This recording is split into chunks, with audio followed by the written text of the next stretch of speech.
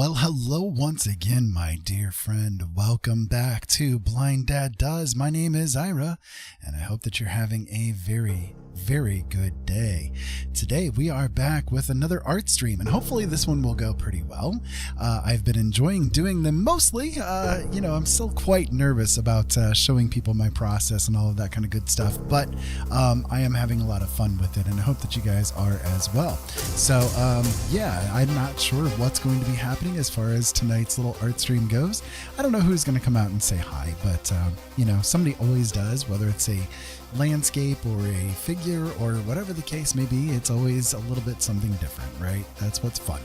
That's what makes it very interesting to do art, because you never know from moment to moment what you're going to be getting.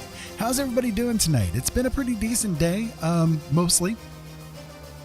I didn't get to sleep till about noon today, and then I got woken up by a fire alarm a couple of times, but it is what it is. It happens, and so my sleep wasn't really all that great, but I'm here, and I'm gonna have some fun with you guys, at least hopefully. So yeah. I also helped Ollie B set up a new tablet today. We helped her get a one of the Artist 12 XP pen tablet things, and I'm very jealous of it, but at the same time, I don't know how well I'd be able to use it myself, so I don't know. But those are not really all that easy to set up, especially if you've already had a Wacom going on it. There's a lot of things that are involved in getting those things going, but it's definitely a nice tablet, and I hope that they are enjoying it, seriously enjoying it, making some very pretty things compared to me, that's for sure. But I try to do what I can. Thank you, Moobot, for putting in some spam there. I'm pretty. No, I'm not pretty. Maybe my art is. I did want to show you guys. I was given permission to show this, so I hope that you guys don't mind if I do this, but I was given permission to show. I actually got a commission from somebody, which is the first time in my life that I've ever gotten a commission from somebody to do a piece of art. Now, I've had many commissions over the years as far as like writing and stuff goes, but never for my art. And so I actually got a commission. I was surprised. I was not displeased that the commission came in, for sure, but I was very nervous about it because working for somebody else is a lot different than when you're trying to do things for yourself. You know what I mean? Like it's a lot more of a different process. That is for sure. I had to change my coil in my vape right before the episode started here, and I'm not sure what is going on with it. It is like really, it is not wanting to register everything correctly. Okay, well, I'll run with it, and if I burn my lungs out, well, I burn my lungs out. Anyways, so this commission was from a follower here, a very wonderful guy, Fifi Lafi, and I hope that you guys will definitely go and give some support to him. If you don't mind, Ollie, if you're still right there, can you do a little bit of a shout out for Fifi's channel? He also is a streamer. He does VTubing, and he commissioned me. He's got a Dungeons and Dragons character that he wanted to have put into art form. So I gave my best shot as far as making it happen. Thank you. You can also do the exclamation SO, the shout out exclamation SO and their username too, if that's easier as well. But anyways, so they commissioned me to do this, and I spent probably a good 9 hours trying to make sure of what was going to come out, because I wanted to do it right. I wanted to put as much detailing and that kind of stuff into it as I could. But this is it right here. If I can get it to turn on. Please turn on. There you go. Thank you. That's the one right there. That's the little piece of art that I came up with for him. This is his Drow Elf Mage. And I had a lot of fun making it, for sure.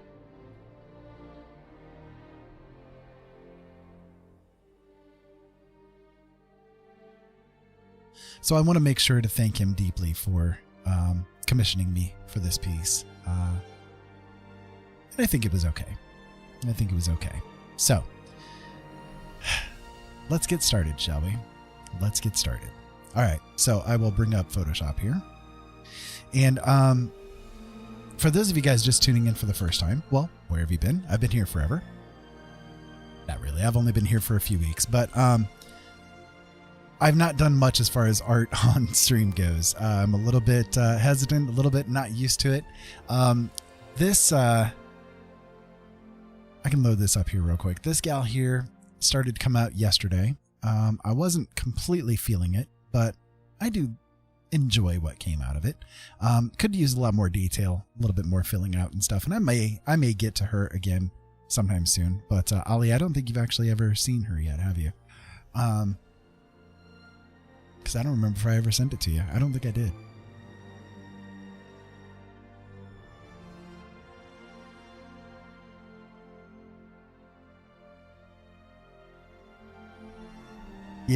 Yeah, she's pretty. She could use a lot more detail, but my eyes were getting a little bit buggy by the time that I finished making her, so I just kind of, put her down for a little while. But I'm not completely dissatisfied. It's a good start, but it's not a finish yet, Let me grab a drink here real quick.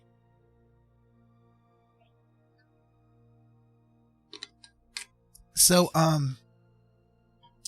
my process is a little weird, and I want to make sure that you guys get a glimpse of it because it is very bizarre. As you can see, I've got a couple of things that were started here as well, but I never went through with them. There's this here. This is just a start. So I may actually run with this since it's right here already, just to see what maybe comes out. But what I'll do, I'll go ahead and start a new canvas here, and I'm going to choose a little bit of a different size than what I've been doing lately. I'm going to do an 8x12. I kind of hesitate to say this, but I'm at the point where I'm thinking I might start doing commissions, but I'm not sure as of yet if that's something that I'm going to end up doing or not. If so, I will let you guys know for sure. But the canvas size for this technique that I'm going to show you guys, it doesn't too much matter. And I don't know why it's not actually showing my canvas size chooser and all that kind of stuff in Photoshop. It's a little weird. But regardless, I'm going to do an 8x12. The background color doesn't too much matter, but I'm going to choose, let's see. I'm going to go with maybe kind of a dusky turquoisey kind of a color, maybe. Something along those lines. I know you can't really see it very well, but it's there. So then what I'm going to do is I'm going to make sure that my view is set to fit on screen. It should be right there. Are you guys seeing this okay? Just making sure you guys are seeing it okay, right? Because it's acting a little bit funny on my end, but I'm making sure that it's coming through okay.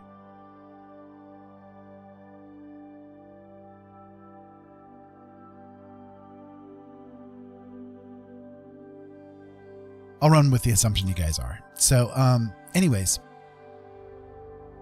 what I'll do in this process, now you see I'm on the brush right now, right?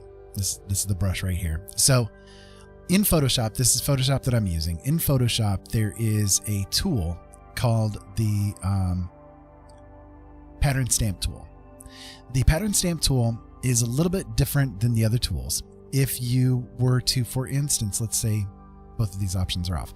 If you were to choose a stamp that you have created, in other words, like what I've done is I've added in a lot of my different art pieces and pieces that other people have done just for the color selections, basically, because they have a nice palette to them, for instance.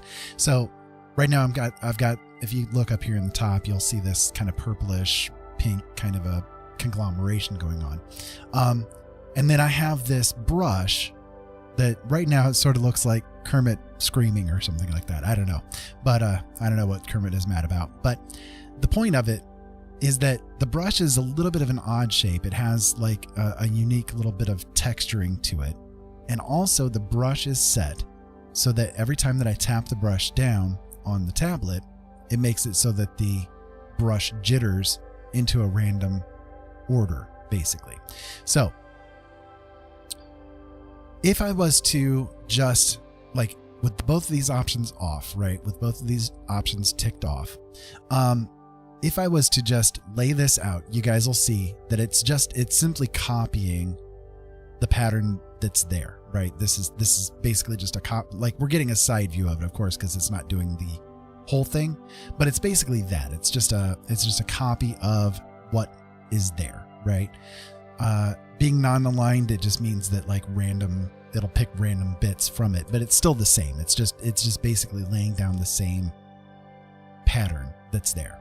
However, if you choose the impressionist option up here on the pattern stamp tool, then when you go to actually tap your brush down, all it's doing is it's choosing random colors from the full available palette of whatever this pattern stamp was. And if you have it set to aligned, it'll do it, again, kind of in that same color tone area. If you have it set to off aligned, it's just going to pick at random, literally from whatever it wants to grab. So, and again, if you look, this pattern tool, this brush that I have, makes it so that there are all kinds of like weird texture effects that are happening. There's squiggles, there's lines, there's little cloudy portions, there's all different kinds of things happening everywhere.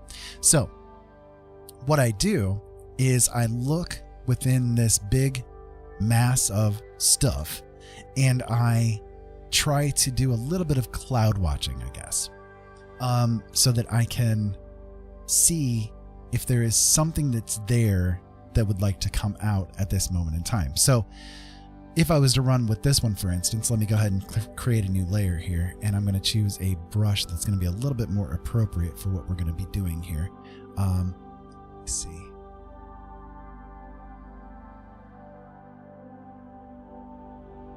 I'll have to run it upwards a little bit. I can't see it. Like, you guys will have to understand, I am a blind person, so I'm trying to do this without being able to see very well.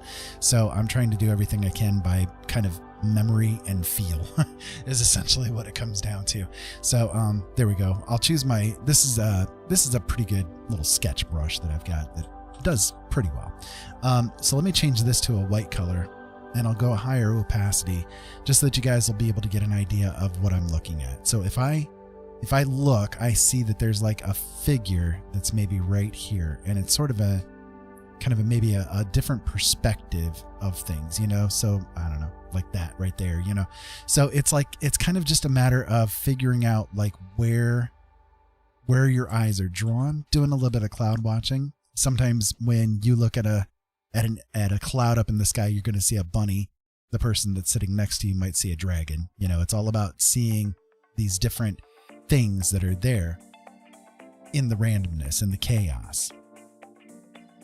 So from that point, all we are trying to do is to bring some order to this chaos. You see, you could also do, like, again, what my eyes see here is a little bit of a different thing, right? So what I see as well is maybe, again, this is a different viewpoint, right? You could almost make it so that like this is somebody that's laying down looking up at the sky, and maybe it's like a war-torn sky or something like that, and there's like people that are right here that are looking down on you, you know what I mean? Like, or on whoever it is that happens to be laying here. So, kind of a, I don't know, different perspective kind of a thing, go with something wild if you want to, it doesn't matter. It's all about whatever you're feeling at that moment in time. Right. So, that's what I do. That's what I go with. This is the whole point of the exercise, is to, just come up with something that feels good for you in that moment in time, So, I'm going to go ahead and, go back to sort of this color scheme that I was thinking of. Something like this, kind of a dark turquoise. Maybe we'll go up a little bit on the color here. A little bit dark. That's maybe too bright, but that's okay. We'll run with it. We'll see what happens. So, again, I'll go back to the pattern stamp tool. And let's choose that one. All right. And I'm going to choose a pattern that maybe has a bit of a darker color to it.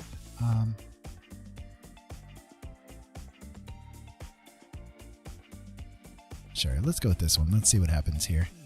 So again, it's not aligned right now, and it's on the impressionist, right? So we'll see what happens here.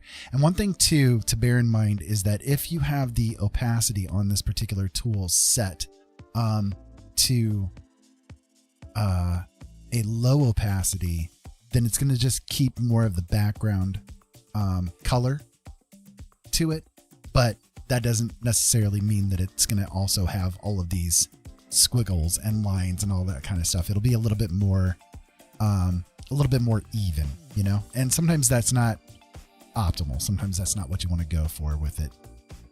But you never know. So, am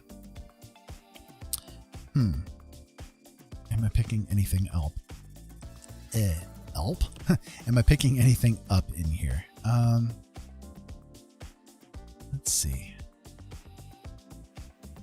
Let's go up here. Kind of maybe almost getting a foresty kind of a mood. It's like there's something that's right here, but I don't know what is here. Yeah, like maybe a troll or something, right? Exactly. You could also, like, I see a couple of things. Let me point out what I'm seeing here. Yeah. So like, it could be that you're kind of like seeing, that's the wrong color. Let me go with the brighter. Like right here is the head, you know, and like we're kind of getting a viewpoint of, you know, something here. It's like a perspective, a skewed perspective or something like that. You know what I mean? And we're like right here would be the foreground area or something like that, you know, like tipped sideways there or something. I'm also seeing maybe like a figure that's right in here too, you know, like again, maybe right here, you know, and I don't know, you could like, again, foreground, maybe right in here or something. There's like the midground here, the foreground back there, you know, something along those lines, right? Just, yeah, weird patterns, you know? So, it's kind of interesting that you saw a troll too, because that was one of the first things I thought of as well. Let's see.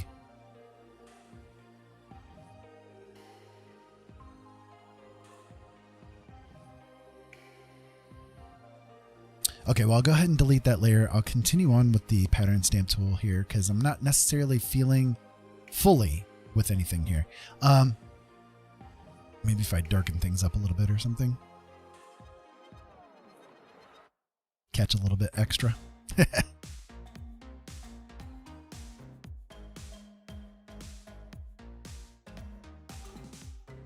Could also be like another forest view where like this right here is some water. You know, like a river that's flowing past or something. Right here is sort of a mid-ground. Maybe there's a person that's like right in here. The background's over here, you know, something along those lines perhaps. Because it has like that nice kind of, like you can see like little maybe inlets into where the ground here would be, you know, just little inlets from where the ground has eroded away as the river's passing through or something like that, you know, and then you can kind of like, I don't know, use this to kind of brighten things up over here a little bit, you know, just continue the river on or something like that, you know, something along those lines. It's just, again, it's about whatever happens to be hitting your imagination at that moment. And one thing too, you can also like kind of jitter the size of the brush itself too, and that will change things. So if you can go like smaller, you know, you can get a little bit more detail, you know, coming out on the pattern brush. If I go with the unaligned, maybe that'll help things out too. Let's see. You see a skull?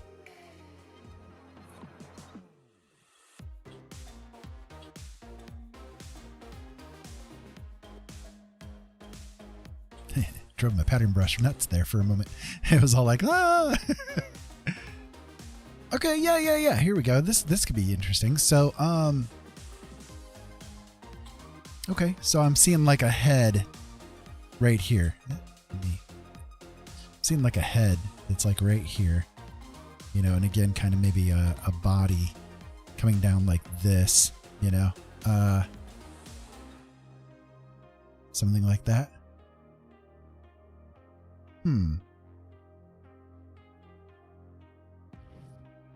Interesting.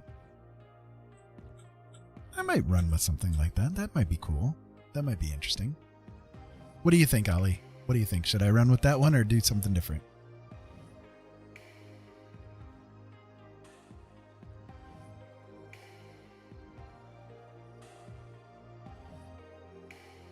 Ollie right now is doing art themselves, so they're probably a little distracted, but that's okay. I think we'll run with it. We'll see what happens. Oh, I need to turn the opacity down on this. Now that I'm done with that. Oop, wrong button. Let's go with maybe 25.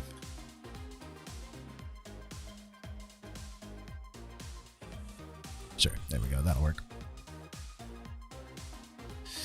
Okay, so at this point, nope. What is going on, computer? Why are you messing with me right now?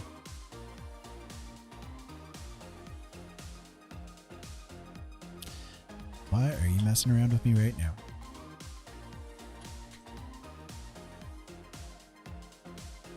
Sorry, guys. Give me a second here. I gotta figure out what it's doing.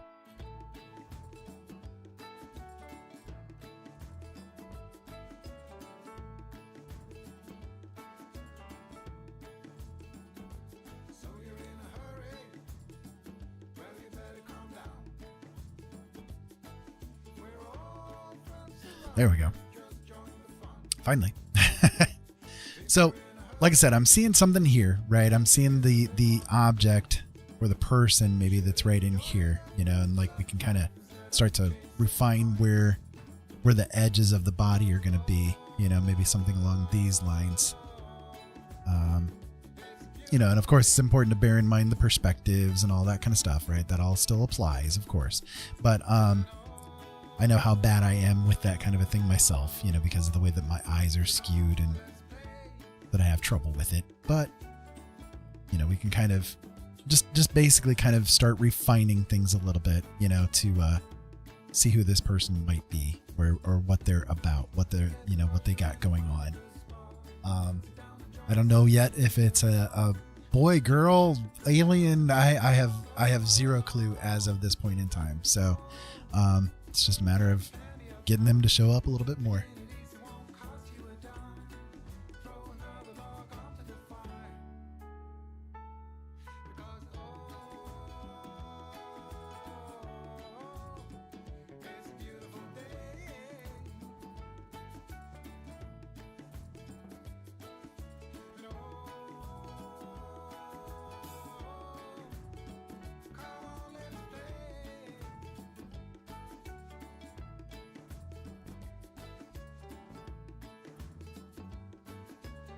I mean, for all I know, it could just be a statue in a graveyard at this point in time. I don't know.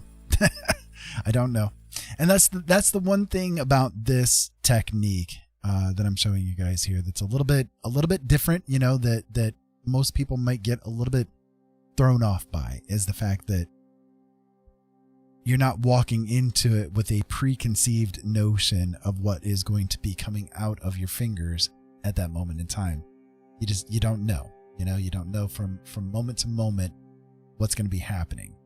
And so some artists do not like to work that way. And I understand that completely. I had a very difficult time kind of letting myself go to do this too, you know. But because of the way that my eyes are, I had to do something to help facilitate me being able to still continue doing my art.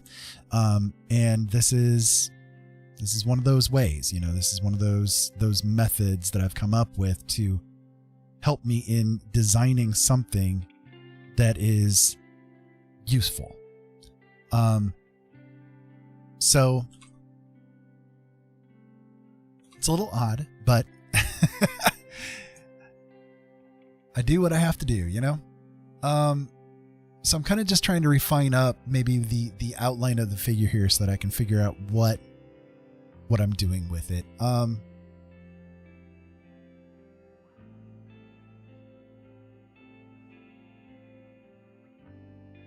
Yeah, I mean it's not bad. This could be workable. This could be workable. All right, I got to move a little bit closer to my monitor here, so give me 1 second.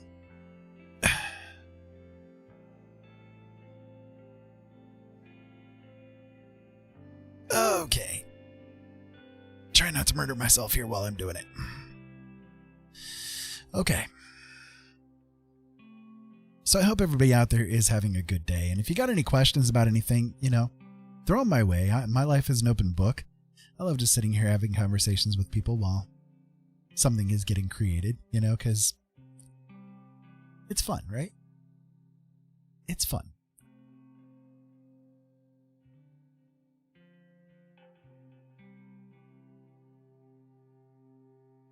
Actually, I got a really good thought about what might be here. Give me 1 second.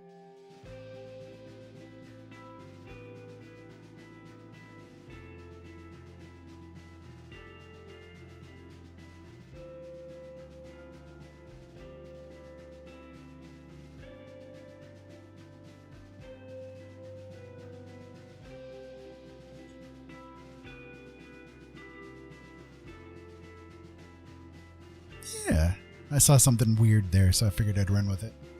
Yippee! Well, hey, Fox and Bull. I'm assuming it's Bull in control. Thank you for being here. Welcome. Welcome, everybody, to the raid. Yippee! How's everybody doing tonight? My name is Ira. This is Blind Dad Does, and I hope that you guys are having a really good night. Right now, I'm just trying to get things rolling a little bit. I just got started here a few minutes ago, really. Both of you, awesome. That works. That works. Just getting things started here. I don't know yet what's going to be making an appearance, but it's kind of interesting so far. I kind of had this idea. I can show you what the base is here real quick for you. This is what it started off with, and just kind of running from there. You know, I kind of saw maybe a little figure of some kind that was right in this zone here. And so, yeah, this character right here is starting to make an appearance. Yeah, I'm kind of digging this color scheme. It's gentle on my eyes tonight, and I didn't do red yet. Ooh, what? Ira not doing red? Is it possible? Yeah, but I haven't hit the red yet, but I probably will. I probably will, because you guys know me. I like to do a lot of red. Because it's easiest on my eyes, you know. But for those of you guys that are just coming in and have never met me before, well, why not? I've been here forever. You should have been here a long time. No, just kidding. I've only been here for a couple of weeks. And as far as art goes, this is actually only my 5th art stream that I've ever done. And I've never shown anybody the process of creation of my art ever. The only person who's ever really seen it is my wife. And I don't even like when she watched me. So, well, I would take that back. Ollie has watched it a couple of times here and there, but like I was very nervous about doing it with them too. So I'm a little terrified of showing what I do, but I do hope that everybody like will enjoy things. And I try to do it with like as much of a tutorial sort of a process as I can. I can show you real quick for those of you guys just tuning in, the way that my art works may be a little bit weird, but I can come up with things that are, I think, okay. Like this one here I created today. This was a commission piece that I did for someone, Fifi Lafi, who commissioned me to make a Drow Elf mage character for his D&D game. And so I kind of sat down and thought, well, let's see what we can do. And well, that's who came out. And what's interesting with this, I can show you actually, the way that my process works may be a little bit bizarre, right? But it works for me with the limitations of my blindness. So again, for those of you guys not aware, I am a blind guy. I have a genetic defect in both of my eyes that prevents me from seeing normally. So this is the character here that I created. And I just thought, for example's sake, this character right here started off as this, just a little bit of a paint splotch on the screen. And that's it. So I developed this into, well, Hello, this based on what I saw. Hello, best friends. Skizzer. I hope that I'm pronouncing that right. It's either Skizzer or Scissor. I'm not sure which way you like it, but if you'll let me know, I will definitely try to get myself corrected and in the way that you'd like it pronounced. But thank you so much for the follow. Thank you for being here with me. I deeply appreciate it, and I hope that I make it worth your while. So again, my process is a little bit weird because of my blindness. I have a genetic defect in both of my eyes that actually makes my eyes pyramid shaped instead of egg shaped. I see too much instead of too little. So essentially, whenever I look at anything, let me turn this particular part of the art off here. I have an example of what my eyes see when I look at things. It would be this right here is a picture of the moon, but this is how I see the moon. It is like superimposed with other versions of the moon. They're all washed out. They're all, scattered all over the place, and very difficult to try to discern between one and the next. So this is how my eyes work. So in order to do art, I have to facilitate things in a bit of a different way, a bit of a weird way. And that way that I have figured out, I guess it works for me, but it may not work for everybody else. Hey, Marcus, how you doing? It is really good to have you, and I am glad that you have come along even for this moment in time, and I hope that everything is going really well for you. Thank you so much for being here, my friend. Did you stream tonight? I didn't see you on, so I'm not sure if you did or not. So, yeah, the blotching thing, it's like it helps my brain, because it comes down to a thing where my brain has too much information coming into it through my visual acuity. So I have to do things to try to bring a little bit of order to that bit of chaos that I have going on. So, oh, okay. Hey, that's cool. That's cool. Doing things with the band. That is an awesome thing. Always worthwhile doing, right? Well, congratulations. I'm glad that you had a chance to go on. I tell you, I used to be in a band. I did it for about a year, and I ended up quitting because I was the lead singer. Actually, I ended up quitting because the guys that I was with, really the only thing that they wanted to do was sit around and get stoned. And I'm like, guys, we're here for something else. Getting stoned maybe is cool, but let's play. We did have a couple of gigs, and every time that we did one, man, my energy levels were so jazzed. I was so ecstatic, man. It was so much fun to do. Cool, awesome. Well, thank you for being here. Keep safe out there. Have fun. Thank you so much for being here, and I hope that you have an amazing night. So anyways, yeah, I have to do things in a little bit of a weird way. If you guys want to stick around for just a second, I can actually start a new canvas here just real quick for those of you guys that are here, to show you a little bit of how I do things. So I'm going to start a canvas here real quick at basically a 10 by 12 canvas. And you'll see right now, again, this is Photoshop, right? So I don't know what tools are in other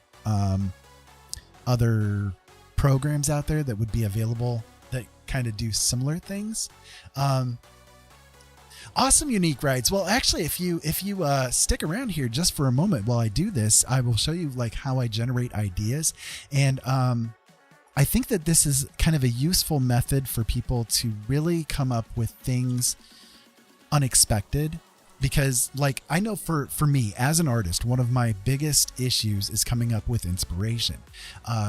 It's hard to come to the palette and sit down and say, okay, what am I going to create today? I don't have a freaking clue. I know I have the drive, I have the urge, I have the desire to create something pretty, but I have no idea what it's going to be, right? So when I came up with this idea, I was like, holy crap, this is actually a pretty good way to come up with randomness ideas, So maybe this will be useful to you. Now, again, this is for Photoshop. I don't know how it works with other programs, but I'm sure there's similar in other programs that are out there. I do think Painter has something that's close to this too, but you guys will have to check to see. So within Photoshop, there is a tool called the pattern stamp tool. It's right here. You guys can see it on the clone stamp tool.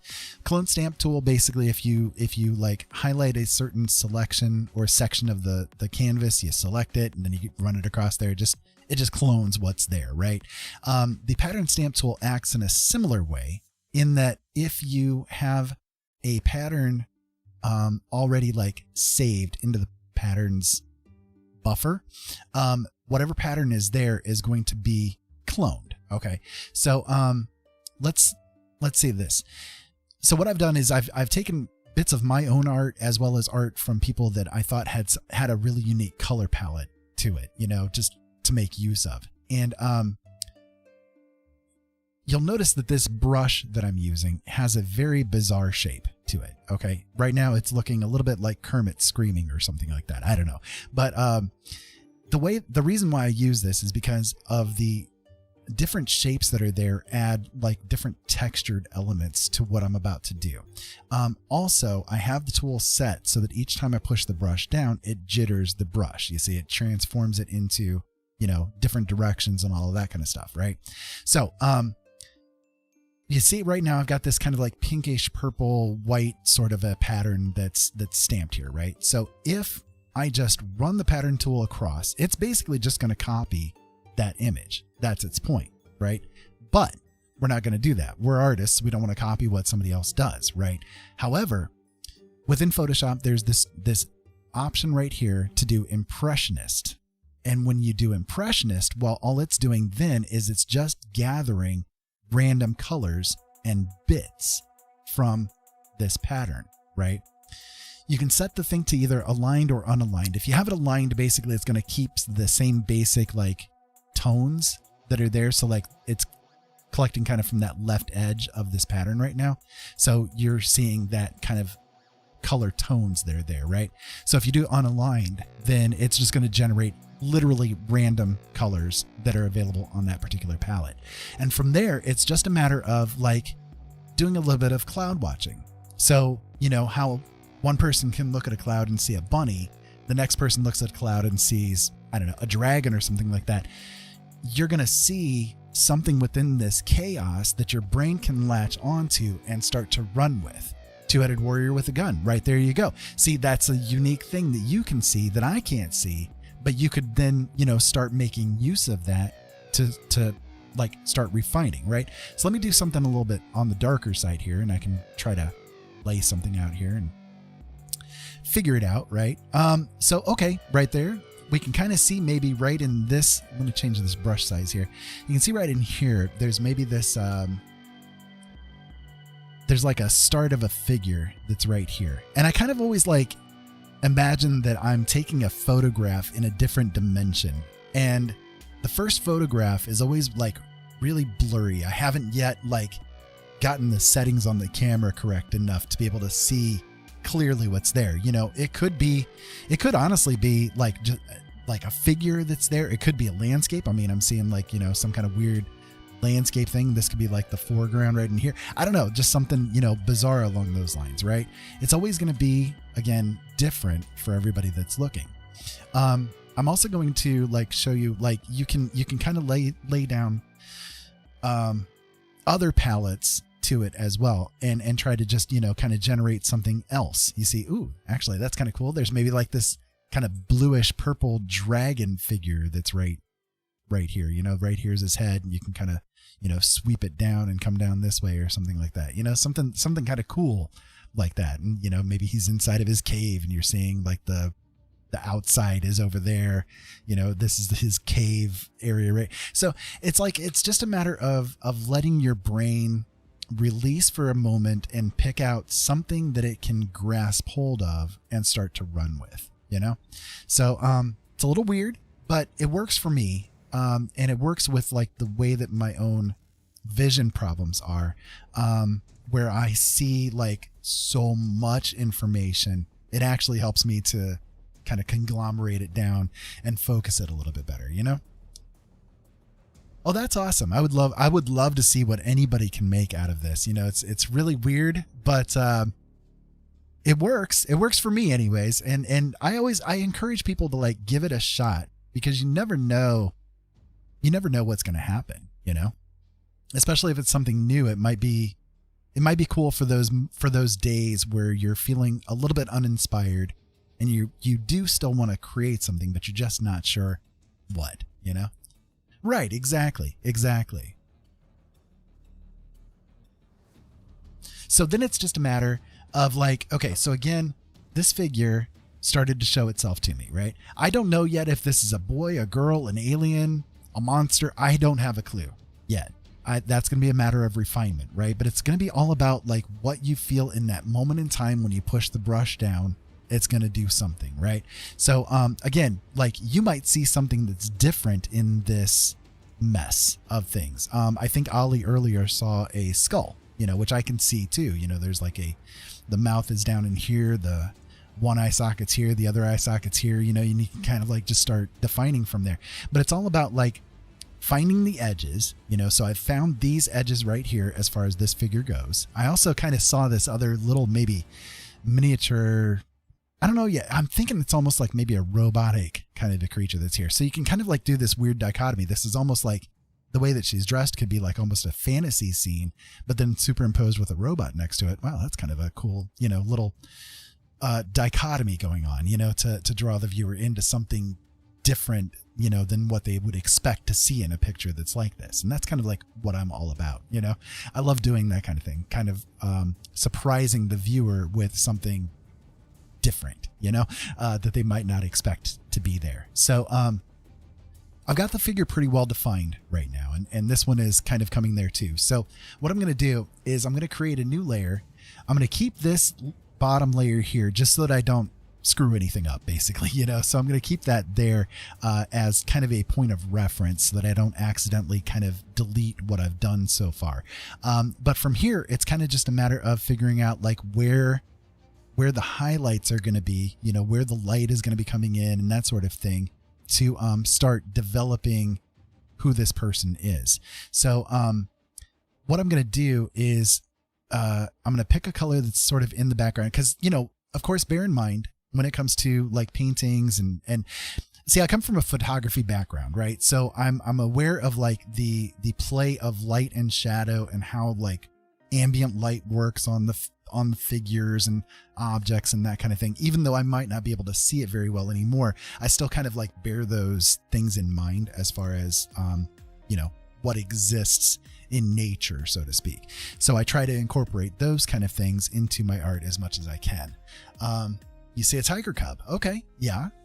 That could be cool too. Definitely. You see how it is, right? You could like do, like if you wanted to, you could do a screenshot of this picture right here as it stands right now and run with it and make something that's completely different from what I do, and just as cool,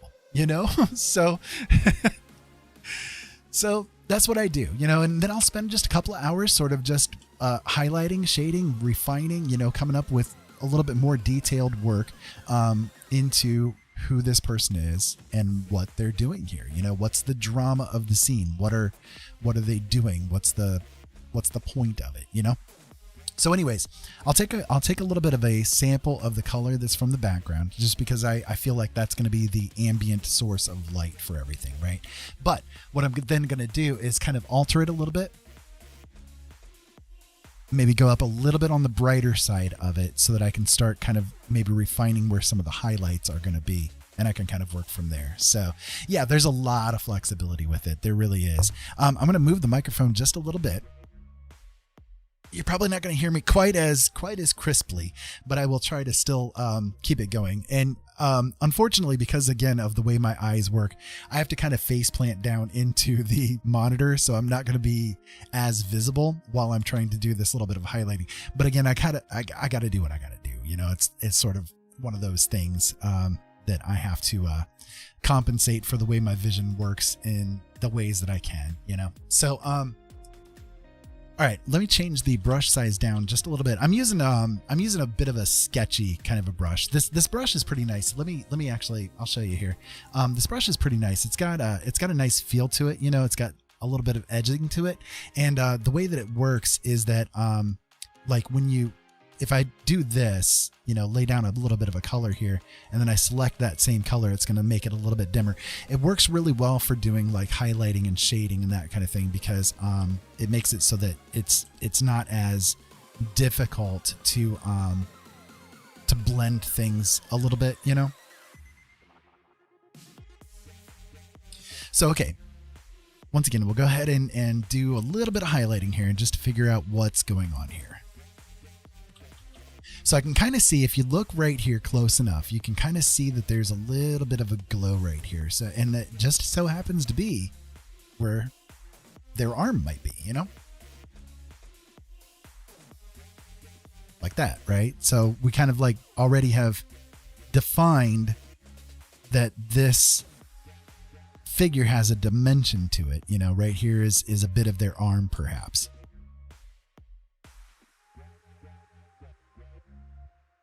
Just by doing that little singular stroke. So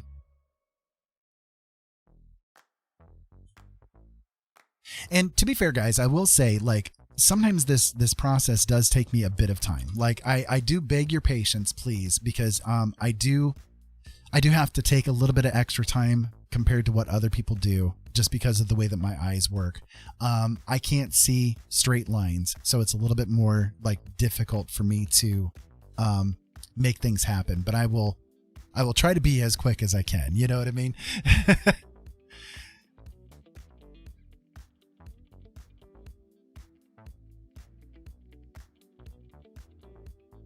Oh, I didn't even see that other message that you put in there, Fox and Bull.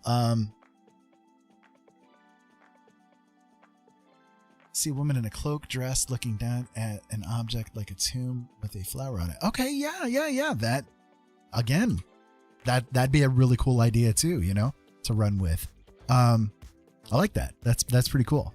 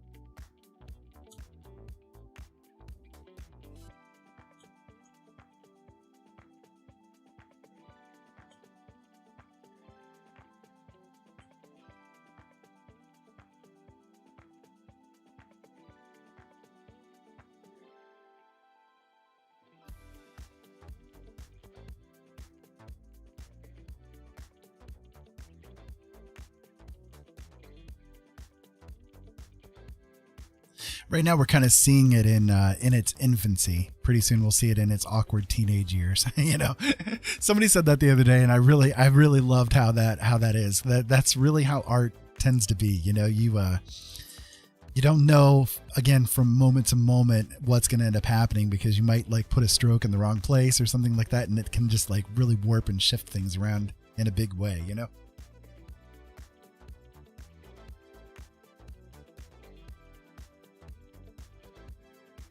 I'm getting the sensation, though, that this is a feminine figure, so I'm kind of like going with that idea.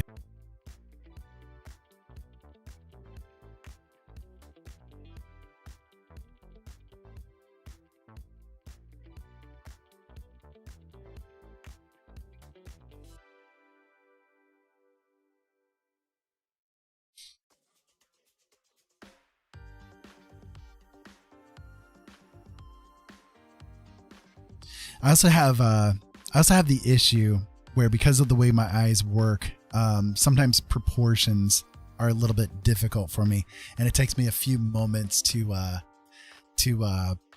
get it settled, you know, get it down, I guess you could say. But one of the things that's nice about doing art is that there's really no right or wrong. You know, who says that this isn't an alien creature that has a different form of anatomy than what a human does? If you have difficulty with anatomy, that could be something that you could focus on until you get a better handle on anatomy. You see what I mean? Because anatomy is not easy. You know, it isn't. Like we all inherently understand what it's about, what it is, you know, but at the same time, it's very hard to like explain it, if that makes sense. It's like an instinctive understanding of what anatomy is without actually understanding what anatomy is all about.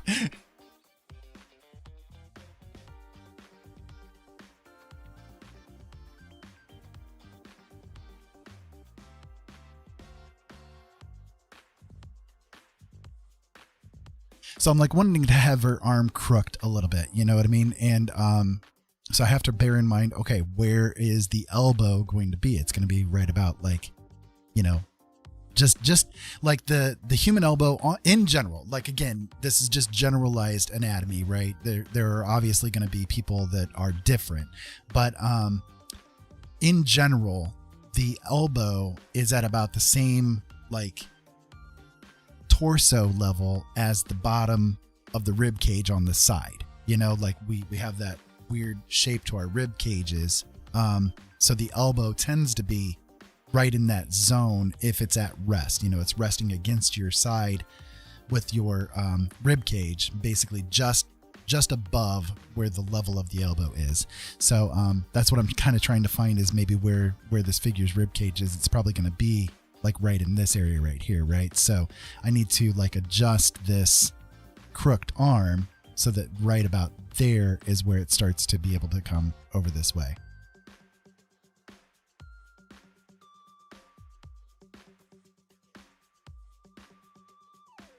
So maybe like about like that.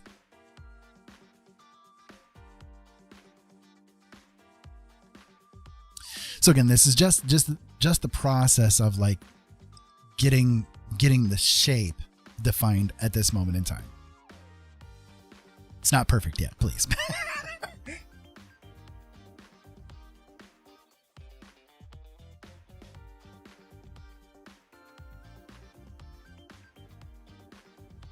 One thing I like to try to encourage people with too, and I handled this badly for years. Okay. I will be honest with you.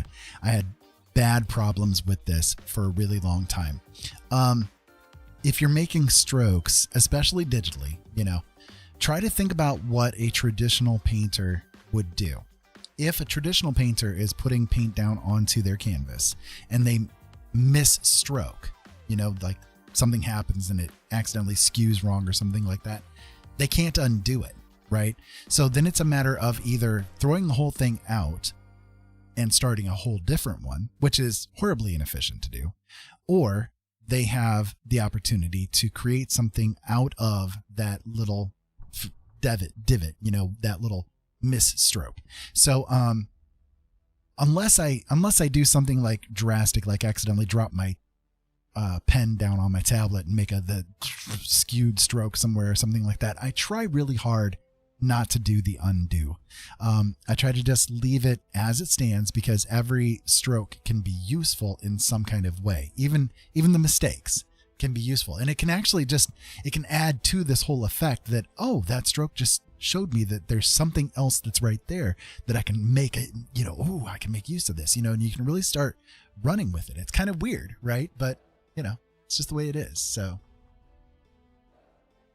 and by the way, when I'm reading the chat, please pardon if my face makes the weirdest of appearances, because like my phone, I've got it on a gooseneck right here by where the microphone is. But even with it this close, I still have to squint my ass off to be able to read what it's saying. So please pardon if I look, you know, a little weird as I'm trying to read it. Art isn't surveys. It's not constructing a building needing specifics. It's just go with it. I see alien forms coming in. Aliens walk among us. We all come in many forms outside of what's labeled the norm. Right. Exactly.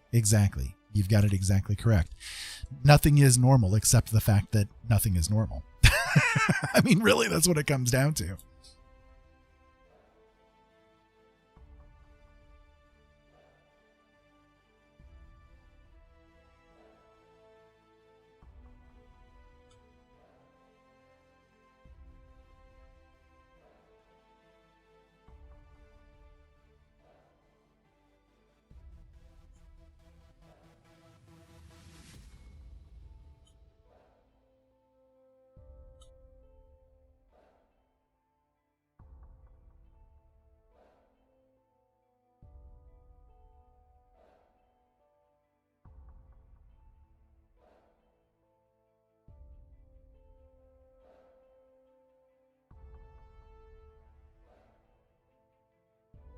One thing as well that I do, and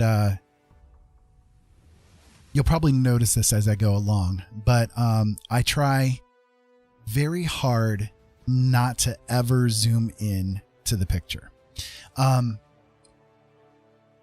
There's a couple of reasons for that. Number one, the only time that I really ever do is if I'm trying to deal with one of the tools, like sometimes the selection tool, when you select something, like let's say I select this, let's say I select this as a really small thing. And when you go to do the transform, sometimes this tool, if the selection is small, this tool can be a royal pain in the butt to try to use. So you have to kind of zoom in with it a little bit to get the bars to work correctly, or to fit it, exactly how you want it to fit. So, that's kind of the only time I try to zoom in, because the viewers of this piece of art are never going to see it really any bigger than what it is when it's on my screen here, unless they're using a really big screen. I kind of make them in the same size that a print could be made out of, but even the print is like an 8x12 or so.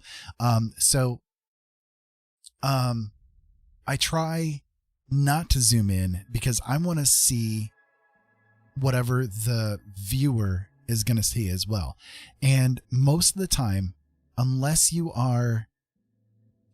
doing something that's a very big print, right, where it's going to go, across somebody's wall, like a 10 by 20 or something like that, just a really nice big size. Unless you're doing something like that, going down into that whole, zooming in, getting each pixel exactly correct and all that kind of stuff, it really doesn't do you much good, because only you are probably going to be the one to see it. So if you want to do it, that's fine. If it's for you, just recognize that it's probably going to be something that nobody ever sees. So, there's not a whole lot of point in wasting the energy, to, do that super, super fine detailing when nobody's ever even going to notice it. It only edifies yourself and increases your skills. So if that's what you're after, go for it. I encourage you to do it. But at the same time, if you're not interested in that at that moment in time, or if it's like it's something that, again, nobody's ever going to see on a print on a wall or something like that, then, don't worry about it. Just go with the greater thing. Remember that a painting, just like everything in life, is greater than the sum of its parts. It's about what is the entirety of the picture, not the little itty bitty fine refined details. It's about what the viewer gets hooked with in that moment in time that they have to view it. Bear in mind that most people have attention spans that are even worse than the goldfish that has been told. At this point in time, it's more akin to unborn goldfish fetuses. So it's like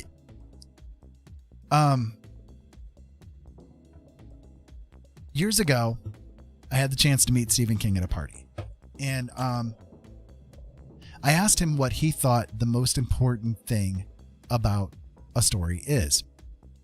And he said that to him, the most important part of a story is the first words. If you don't grab the reader by the neck with your teeth and hold on to them, they're going to move on to another story before you even have a chance to have your story be told. Those first words are the most critical, most important, right? So the same applies to art in a weird way. I know, but it does apply to it. That it's the whole, the things that you can do to grab the viewer and keep their attention for that extra couple of seconds for them to then scan the rest of the picture and see what else is there. That's what's the most important. So it's not about those little fine details. Again, that's a skill thing, right? The more you can do that, yes, the more skill you have. And it does matter, yes, don't get me wrong. But at the same time,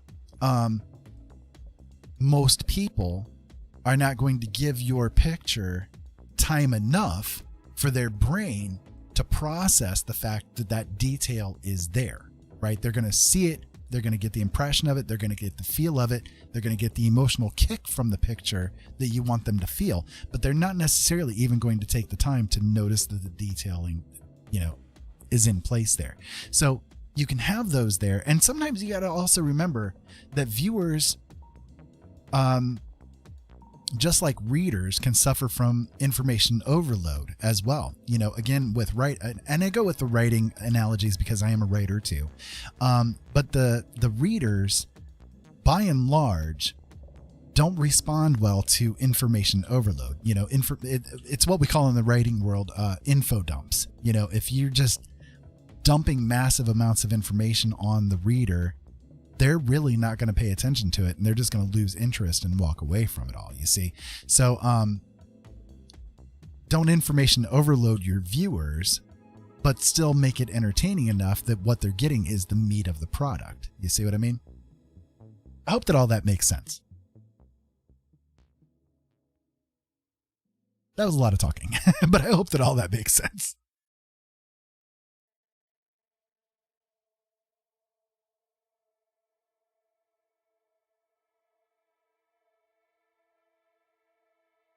Whole lot of talking and not enough art. Dang it.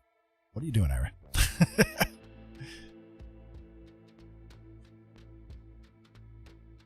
Don't bore the people. Right. Exactly. It's like describing people in stories.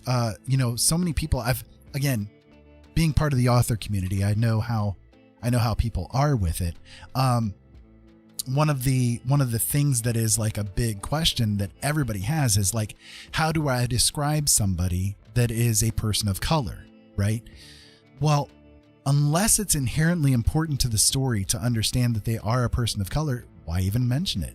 You know, readers have this thing called the theater of the mind, and it like applies to art as well, because again, art is just another form of storytelling. It's just a visual storytelling, not a oral or reading storytelling. But it's just as much storytelling. Okay.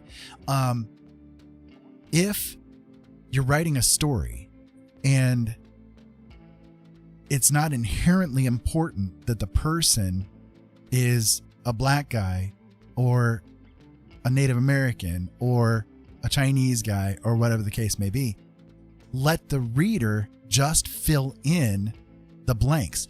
The brain is a very powerful thing. It will fill in details that it doesn't have if you give them enough of a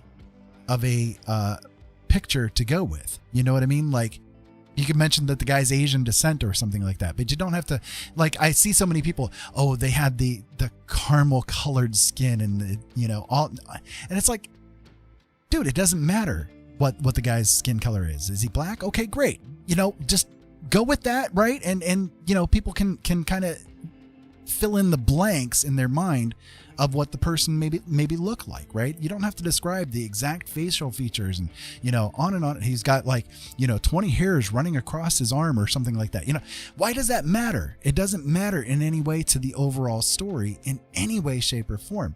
What matters is the meat, the heart, the drama of the story, you know?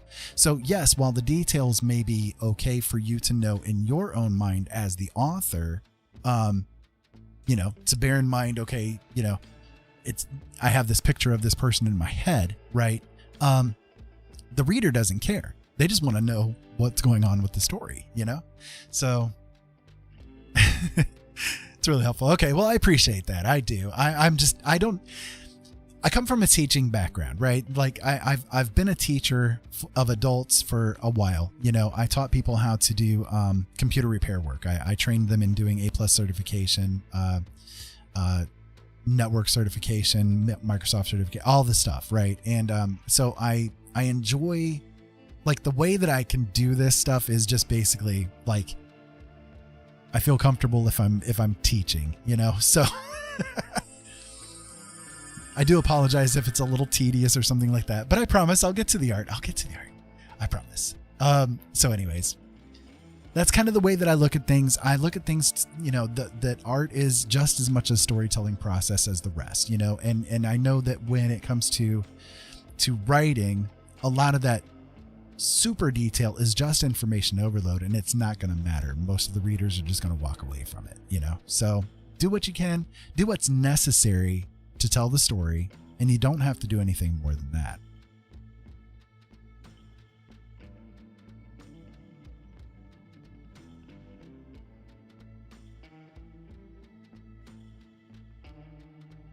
Okay, see, I undid that because I accidentally had the wrong color completely. Like, I just, yeah.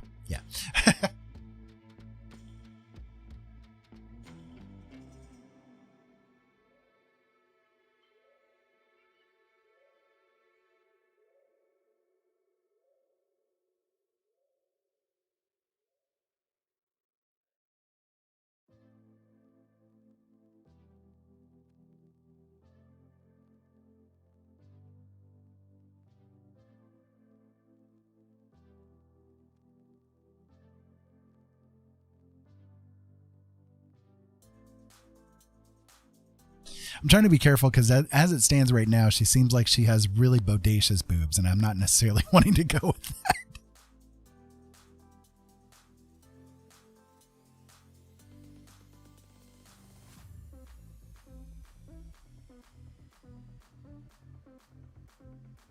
Kind of looked like she was wearing a bullet bra from the 60s or something.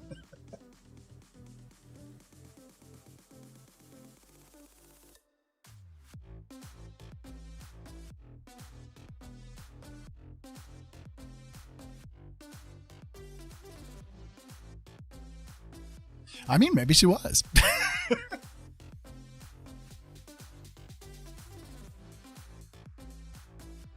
Pull up.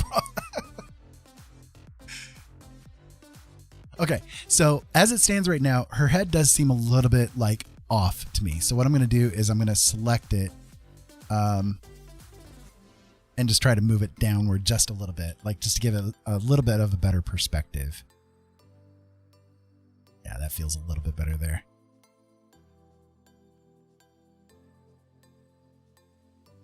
Booba. Oh, geez. Don't remind me about that show, man. Booba. That was horrifically terrible, man. Oh, that show. Scared many a child, I tell you. You know, though, like, okay, so like this is kind of like a little bit of a science fiction sort of a thing, I think. We've got like fantasy and sci-fi mixed here. This is the feel that I'm getting from it, right? So I could actually make use of the fact that she's got the longer neck. I got a decent idea, maybe. Booba's on Netflix. Oh, geez. Oh, God, that show, man. It's farty alien creatures, man. Craziest crap ever. My kids were so addicted to it. So addicted to it. They loved that freaking show.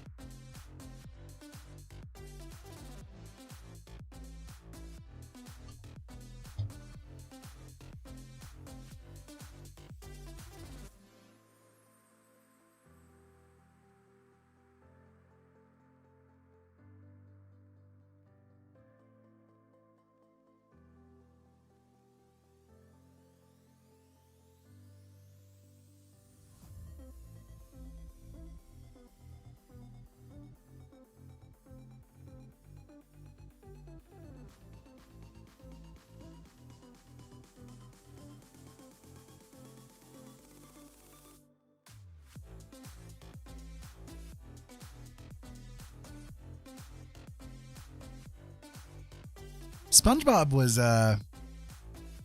was edgy, man. SpongeBob was very edgy.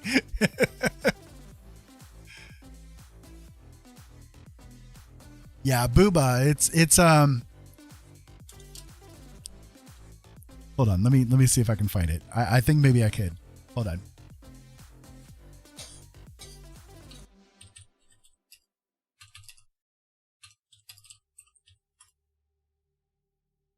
Just to creep everybody out.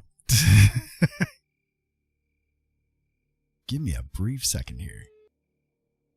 Okay. I'll freak everybody out.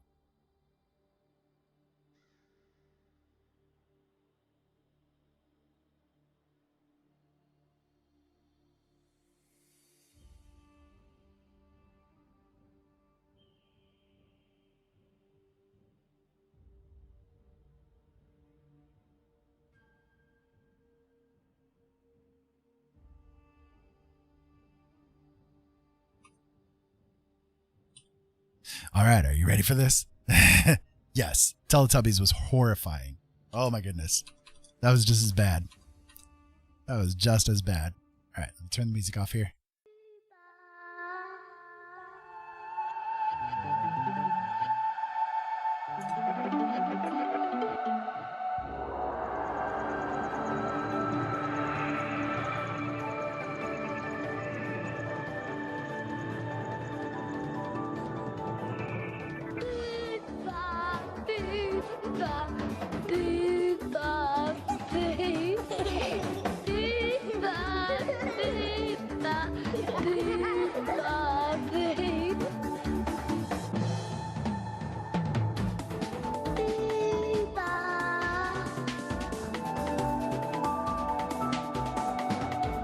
This is Ollie's childhood.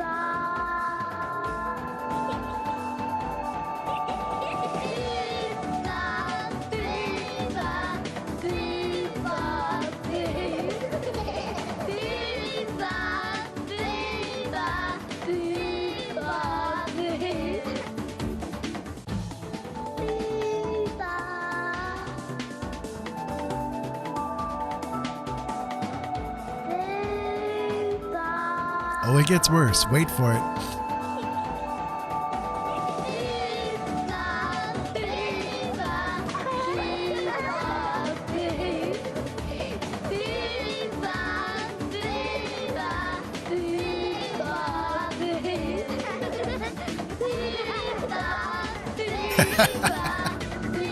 Nightmare fuel, man.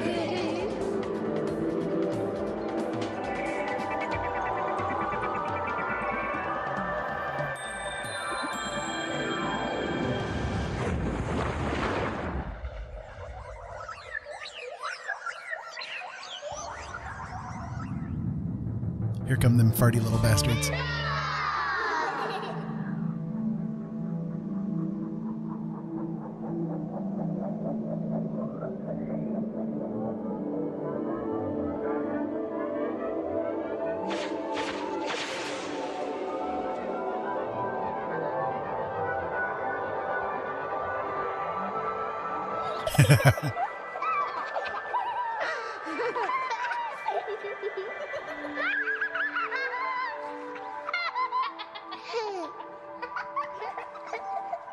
And all of this is just the intro, right? This is just the intro to the show.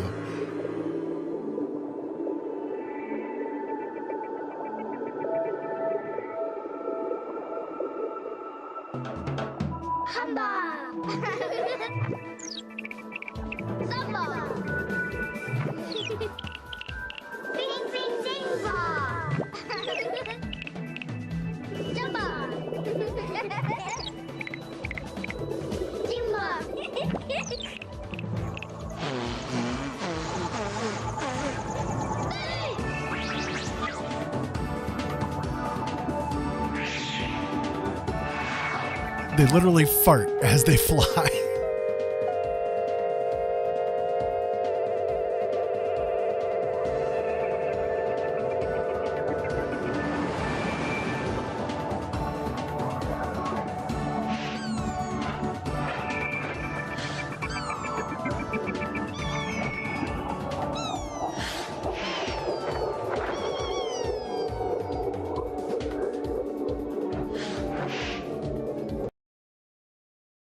All right, now that I tortured you guys with that. Nightmare fuel, I tell you. Nightmare fuel. Horrifying. The kids loved it, man. My kids absolutely freaking adored that show. They would not stop watching it. Yes, go back to some smooth jazz. Yeah, you got some smooth jazz on in the middle of the night with Blind Dad Does. How y'all doing tonight? Let's get down and groovy with the smooth sounds of some psycho killers. Oh wait, wrong show. Yeah, pretty much. Yeah. Booba is very, very disturbing, to say the least. And the fact that kids just, they freaking loved it, man. When it came out, everybody's kids wanted to watch Booba. Yeah. Yeah. Just, no thank you. I will pass on Booba. But now that I have shared the nightmare fuel, let's go back to the art.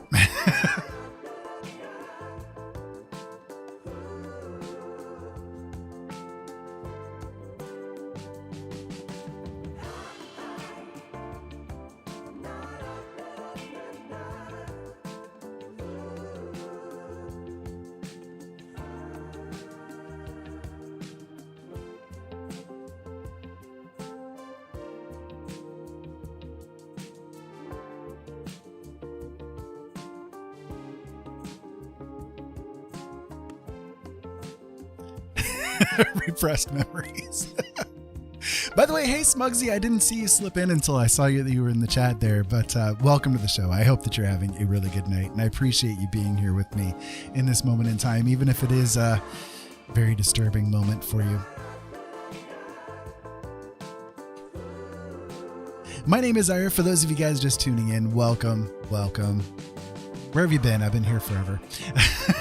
No, I'm just kidding. I've only been here on Twitch for a few weeks. I started out on YouTube years ago, and I've just been kind of trying to shift my way away from YouTube because it's just getting a little ridiculous.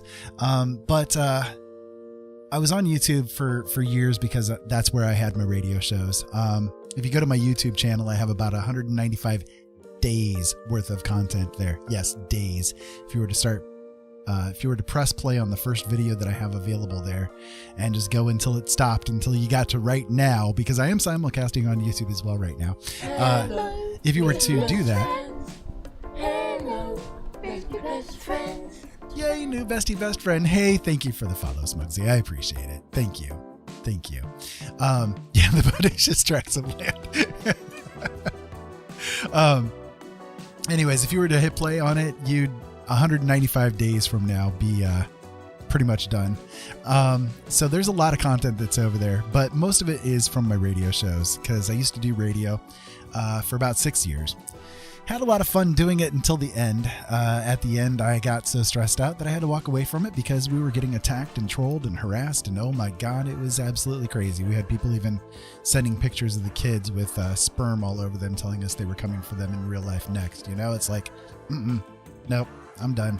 So I walked away from all of that, and I've just kind of, over the past couple of months, just started coming back into the public out of my hermitage.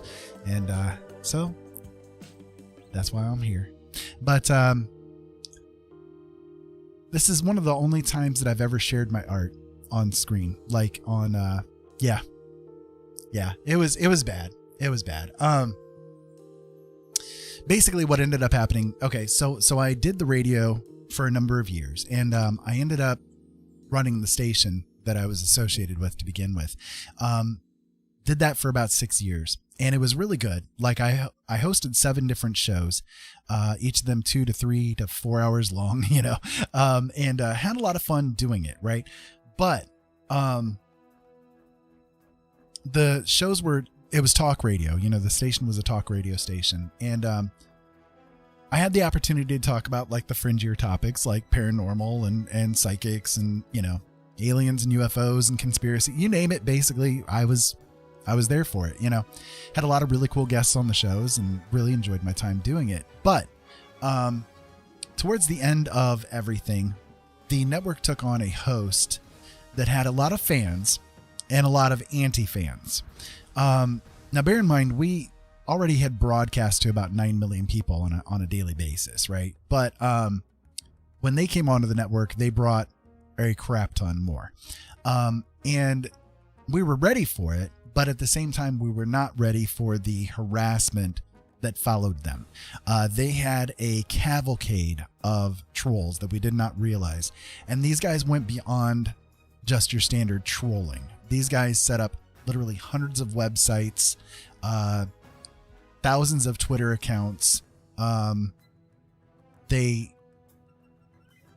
did everything that they could to DDoS attack the station, to dox everybody. So basically, because I was associated with the network, obviously I was the station manager and the host of multiple shows on the network, I got targeted big time. So my family was doxxed multiple times. We had people harassing us. We had people show up, you name it. And then again, people sending pictures of the kids with spunk all over it. And yeah, we're coming for them next in real life. So we had to get the FBI involved, and it was an entire drama thing. And by the time it was all said and done, I ended up with stress-induced diabetes, and it made my blindness worse. So, that was about a year and a half ago when I walked away from everything. And, I don't miss it. I don't miss doing it. I like doing what I'm doing now because I feel like I have a little bit more control because I'm not associated with anybody else. I'm just me, I'm just me here doing my thing. I might still talk about the same kind of stuff, right? That kind of stuff I have no problem talking about. I enjoy talking about whatever the hell anybody wants to talk about.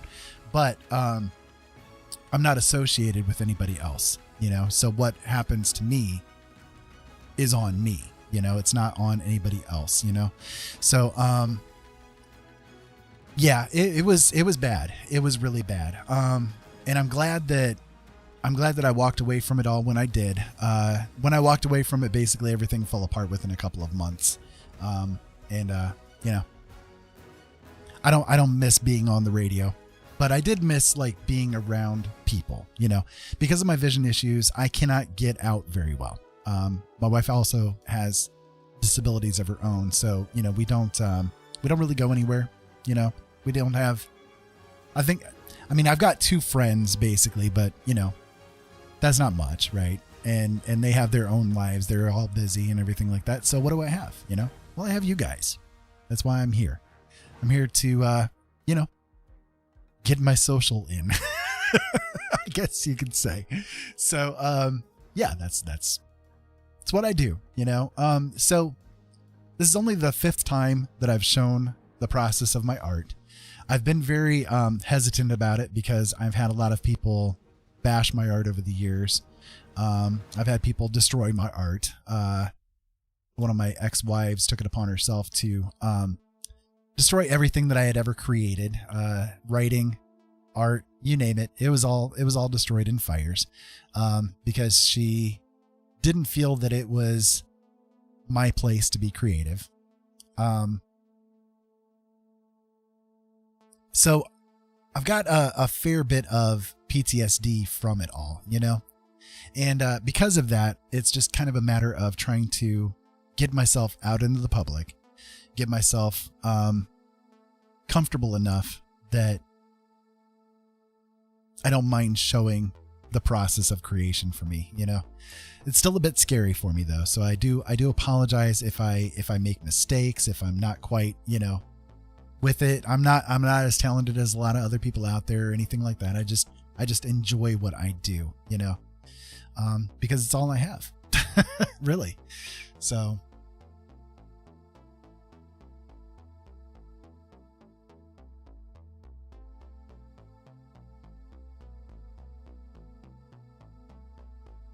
like I said, at this point, it's just kind of like a matter of refining like the edges and refining the highlights and the shading and that kind of thing. So, I'm glad to be here too, but I will say like my nervousness is definitely, there. I'm much more used to just getting on and talking, so, my fear, well, not necessarily fear levels, just, I'm a little shaky on like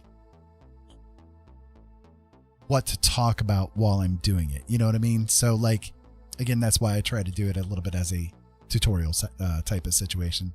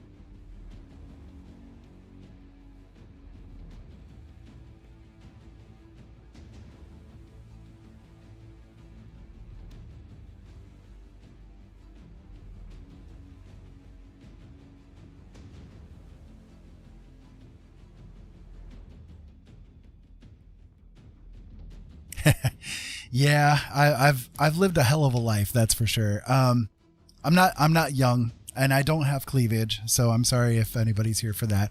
But I like to say that because like so many people on Twitch seem to be associated with that kind of stuff, and it's whatever. If you guys want to do that kind of thing, that's great. More power to you, but it's not for me. So, anyways, I'm not young. I'm 50, so I've earned my scars. I've earned my battle flags here with my gray hair and all that kind of stuff. So no bathtub streams. Probably not. Nobody wants to see that with me. All you're going to see is beard.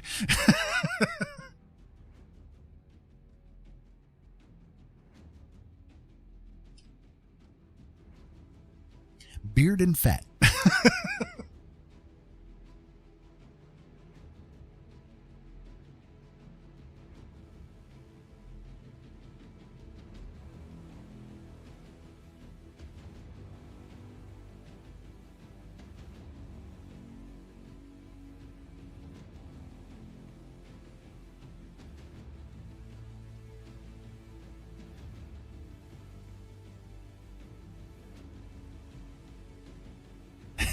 Yeah, some people are into that.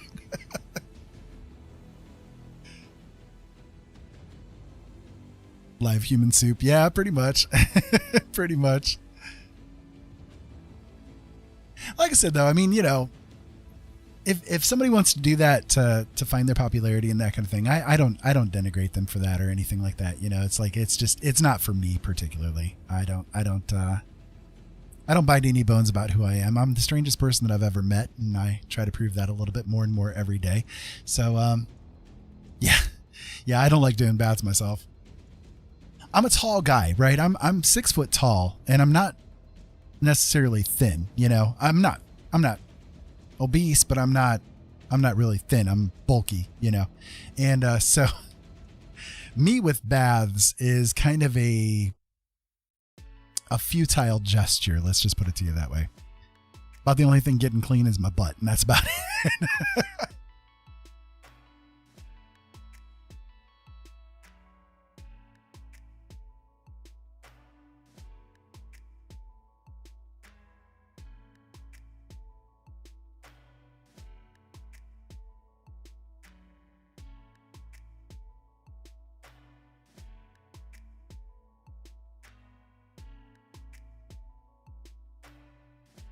I guess the main thing for me is that, again, one of the reasons why I'm here is to just build a community, build a community of people that are cool and awesome and love to come in and chat and be with each other, like, and when it comes to those kind of streams, I don't know, it's like that kind of, you're going to get the numbers, right? You're going to get the numbers because obviously people are going to come and watch it. Just because you're showing cleavage, but that doesn't necessarily build a community. That doesn't necessarily build a team of people who are there to support each other, to care about each other, to be friends with each other. I know it sounds a little strange, but honestly, like some of my best friends are people that I've met on the internet, so it happens. It is possible to do.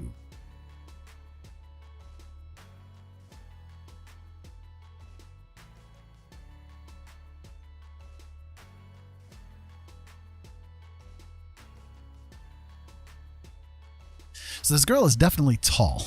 Like she's got some long leggities here. Right. Yeah.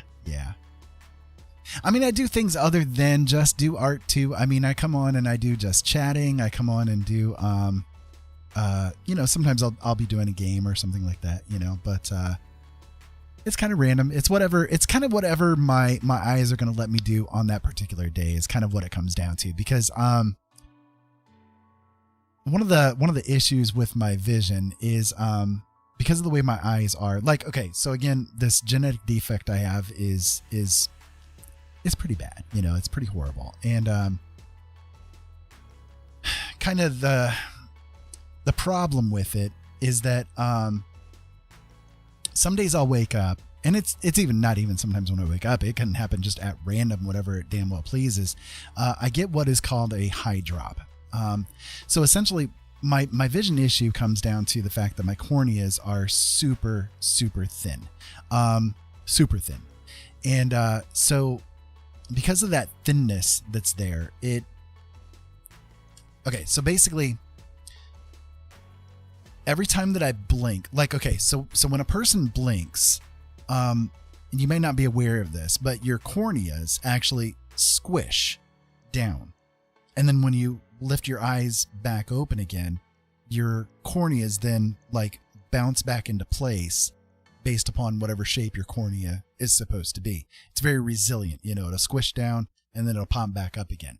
And it's usually a matter of less than 1/100th of a second for your eyes to actually bounce back up into place. It's like, because it happens every time you blink, your brain is pre-programmed to compensate for the fact that happens. So you don't even notice that it occurs. Okay. With mine, because they are so thin, I do have that squish factor that happens when I blink. But then when I open them back up again, it takes them almost a full second for them to actually come back up into the misshapen shape that they normally are. By the way, this is a song that I made, if you're curious. I created this song. So where was I going with this? Oh, so it's the only option that I have left for me is to have corneal transplants done. And unfortunately, is there anything I don't do? See? I don't see very well.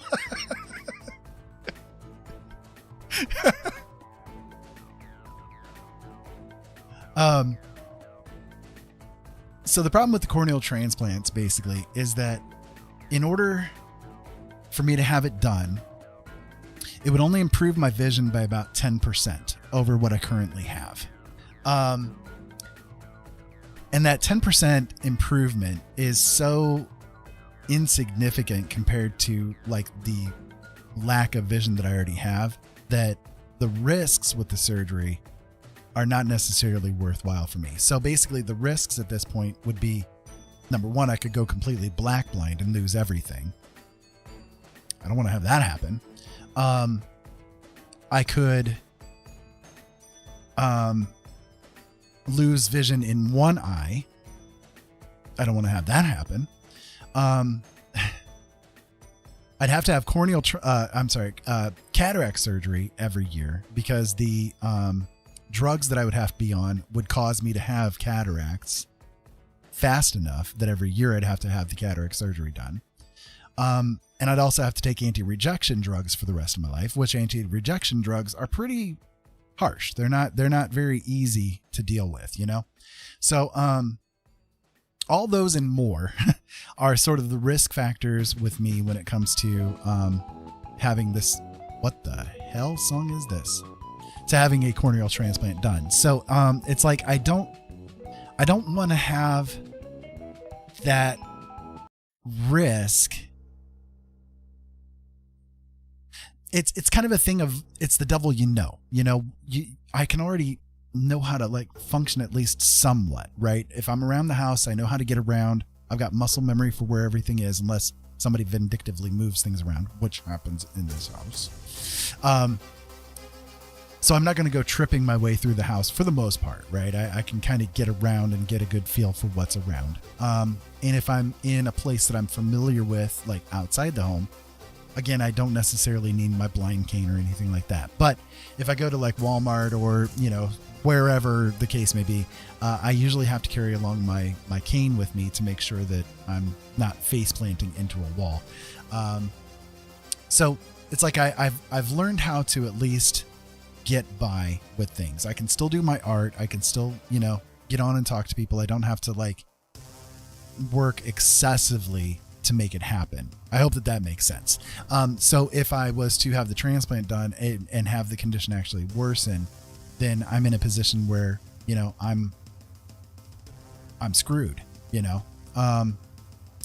So that's kind of the point that I'm at with my life. The progression of the disease that I have, has actually stopped. Like I've reached a plateau with it. But the only worsening that I should see from this point forward is like a new scar forming, which happens. And that's the point I was getting to with the high drop thing. Sometimes I'll wake up and, the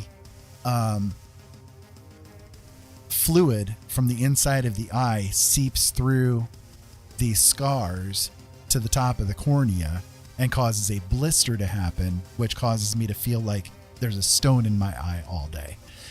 And when that kind of thing happens, I'm kind of useless for that day. I'll just be sitting there, basically tears streaming down the whole day, nose sniffling and all that kind of stuff. It's, yeah, teach them real quick, right? Yeah.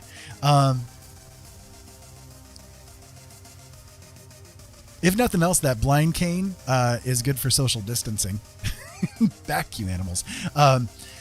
So there is a story. I could tell you a story about what happened one time. We were at a grocery store. My wife has super long hair. Like her hair goes down past her butt. And so she's got like the really long, distinct, you know, really cool, pretty hair. And so we were at a grocery store. And when she's with me, I have her walk a few feet ahead of me because I can tell where she is based on her hair. Right. And so I can get around a little bit, you know, without having to, you know, worry too much. But we were at this grocery store and we went to the frozen food section to grab a little bit of food. And, she walked away to go down the aisle to grab something, and I walked away from the cart myself to go grab something else too. And I came back to the cart and I saw she was standing there. Could see the long hair and everything, right? So I just walked up to her and I put my arm around her and I'm like, "How you feeling, honey?" And suddenly I felt this like stiffening in my arms, and I look over and I'm like, No. And I squint really hard so I can get a view. Cause if I squint, I get a little bit more of an acuity, right? But it gives me a massive headache, like immediately to do it. Yep. It was some strange woman had, happened to be like walking right by the cart, and I ended up grabbing hold of her. I'm like, "Oh lady, I'm so sorry. I'm blind. I couldn't tell. I thought you were my wife." My wife, of course, is down the aisle rolling, laughing her ass off, hollering out, "He's my husband. It's okay. He's blind. He thought you were me," you know, and just the woman just walked away real fast. You know, she was done. And, yeah, "You're my wife now." Exactly. So I'm glad I didn't follow my first instinct though, which was to walk up to her and slap her in the ass. I'd probably be sitting in jail if I had done that, but, you know, yeah, it can be fun. That's for sure. But it is what it is. You know, it's what I deal with. That would not have been good. No, not at all. Not at all. That would have been a real quick problem, real quick call to the police. So thankfully she was okay about it. You know, she just kind of walked away from it and everything, but yeah, it could always be worse. Exactly. It's funny though, cause like, so again, I carry this cane and it's obviously one of the blind canes, you know, it's the whole white cane with the little knob at the end of it. You know, I'm dragging it across the floor as I'm walking. Right. And, so like what I do when I'm trying to go somewhere with it is, like, let's say I'm walking through Walmart, I'll run it along the side of the aisle, you know, where the shelf is, so that I don't like ram into the shelf myself. You know, I just kind of like scooch it along there. Right. Well, what I see happening is so many people like coming down that wrong side of the aisle, seeing me with the cane, right, and paying no attention to it. They've like ram right into me and stuff. I'm like, "Dude, you notice I'm blind with a cane here, right? Like, what the hell are you doing?" Like, it's like people are just so freaking rude. You know, it's crazy. I don't understand how people can be that abjectly rude. you know? You see this person is walking with a blind cane. Can you not assume that they probably can't see you very well and walk out of your way as you're walking down the wrong side of the aisle? Thank you, Brenda. You know, I mean, it's like, it's crazy. It's, I don't know. I don't get it, but that's how people are sometimes. Thankfully though, like by and large, most people are pretty decent, you know? I do encounter some people that are problematic, right? But it's not as frequently as one would think. Most people are pretty neutral about it all. There's only a couple people that I've dealt with that are like really, really nasty rude. And there are some people that are decently friendly. You know, it's like, again, one of the problems I had at Walmart one time was my wife had surgery in December. And so because she had the surgery coming up and all of the stuff, you know, going on with it, we were trying to do our best to avoid COVID. Of course, everybody's trying to avoid COVID, right? But I was making sure that she didn't go in anywhere because she's severely immunocompromised. If she was to get it, she'd be in a world of trouble. So I was going into the stores and stuff like that, leaving her out in the car. And I'd get into the car and immediately wash myself off with the, you know, hand sanitizer and all that kind of stuff. But anyways, so I had to go to Walmart one time to get a particular item. And I didn't know exactly where the item was. I had an idea that I thought maybe it was, but I wasn't sure. And so I'm going through Walmart and I spent literally 20 minutes going up and down the aisles over and over and over again, trying to find this stupid thing. And, you know, I don't know, maybe it was just kind of like a mood of the day or whatever, but like I got to the point, like I'm like asking people, you know, hey, I just need help finding an item. Right. And everybody was like, leave me alone, you know? And so again, I'm carrying a blind cane, you know, I've obviously got issues going on and, I'm like, I get it. You know, I'm a guy, right? And a guy coming up to a strange woman, for instance, you know, asking, hey, can you help me find this item? You know, can probably appear a little bit creepy. I'm sure it's a little off-putting and, you know, suspicious, you know, suspect, right? But, I'm not carrying around the cane fakely, you know what I mean? And it's like, I just need like a little bit of help. Can you at least point me to the right aisle? That's all I need. Just point me to the right aisle. Nobody would help me out, you know? And so like it got to the point where I was like standing in the middle of Walmart crying because I'm like, this is crazy. I don't know what to do. You know, I don't know where this thing is. I'm going to be wandering around here for the next 12 hours and lost and confused and just, you know. So I don't know, maybe it was just a product of the day and I was a little bit more sensitive that day than I needed to be or whatever the case may be. But you know, sometimes when you're a disabled person, you do have days that are like that, you know, where you just can't, you know, you can't. So that happened to be one of those days, but I decided that day that I am no longer going to try to do any kind of shopping by myself because I'm not going to stand in the middle of Walmart crying again. There's just no way, you know. Contrast that to somewhere like CVS. Like, again, I had to go to CVS to get something for my wife. And while I was in there, like, I was carrying the cane around. And immediately, like, a strange woman, like, just was like, hey, do you need help finding anything? And I'm like, yes, please. Thank you. You know, and so she helped me, like, actually find right where I needed to go and all that stuff. It was really, she didn't work there. She was just a kindness of a stranger, you know? So, I don't know. I guess for me, it's sort of that weird dichotomy of like one of the things I've tried to talk about on my radio shows before is that, you know, every little thing that you do really can make a big difference in people's lives. If there's somebody that's standing in front of you at a gas station, you know, give them a smile, you know? I mean, cause you never know what kind of a difference that's going to make for them. Maybe they were in a really depressed mood that day and they were thinking, you know what, I'm done. I'm going to end it all. And then that little smile that you gave may actually have saved their life. You don't know. And it's not your business to know, you know, but it is your business to at least be kind, you know? It really can. Yeah, it really can. I think that not enough people kind of learn that as an object lesson. And again, I get it, you know, there's suspicion and all that kind of stuff, you know, but like the more we can like counter the suspicions, the better, honestly, because it's like it gets to the point with people that there is such a fear mode that they can't think outside of the fear mode. You know, it's very difficult to do. I know how that is. I'm somebody that has a lot of PTSD. You know, I was raped. I've been abused by both my parents and by a spouse. You know, I've been through hell, literally hell, but I'm still here. I'm still trying, and I'm still trying my best to be as decent of a human being as I can be. And the only thing I can do is try to teach my kids to be the same way, you know, as long as they're decent human beings and kind. I think that is the only job that a parent has to do. Anything else is completely secondary. That's the primary thing, you know?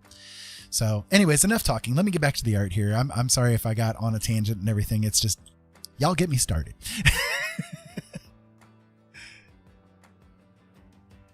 Y'all get me started. Kind of thing my grandma. Y'all don't get me started right now. My grandma was from the Hollis of Kentucky, so yeah, she had quite a few things to say.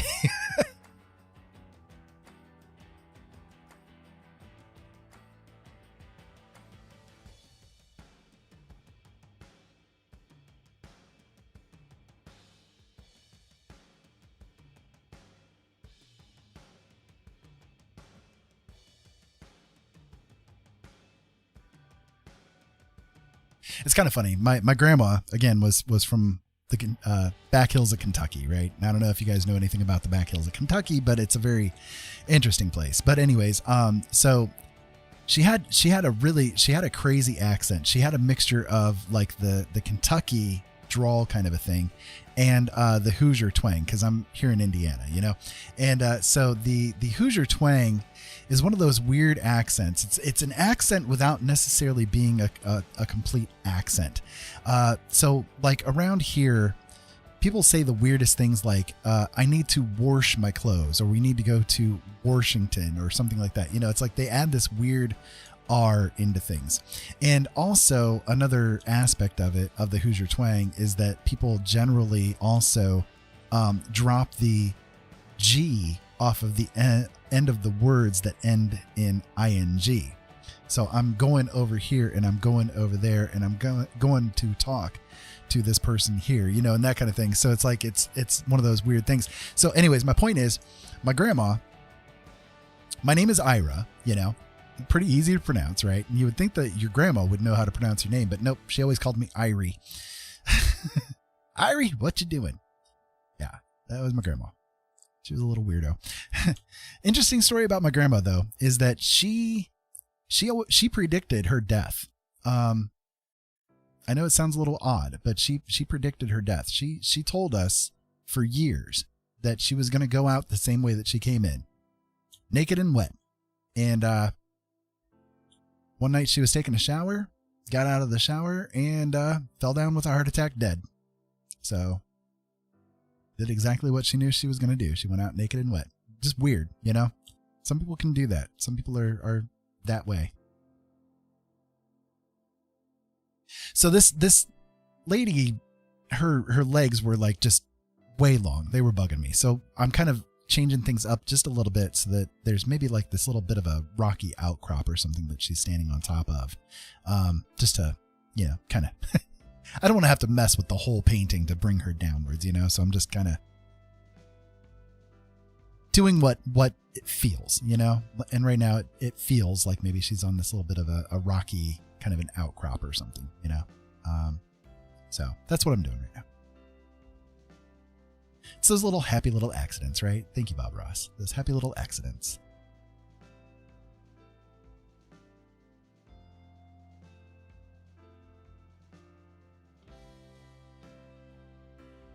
Right. Yeah. Yeah. I mean, I've kind of done that over the years myself. I've had a lot of predictive things come true. I can tell you a really interesting one regarding my life is my wife had a near-death experience when she was 4 years old. So basically her story is that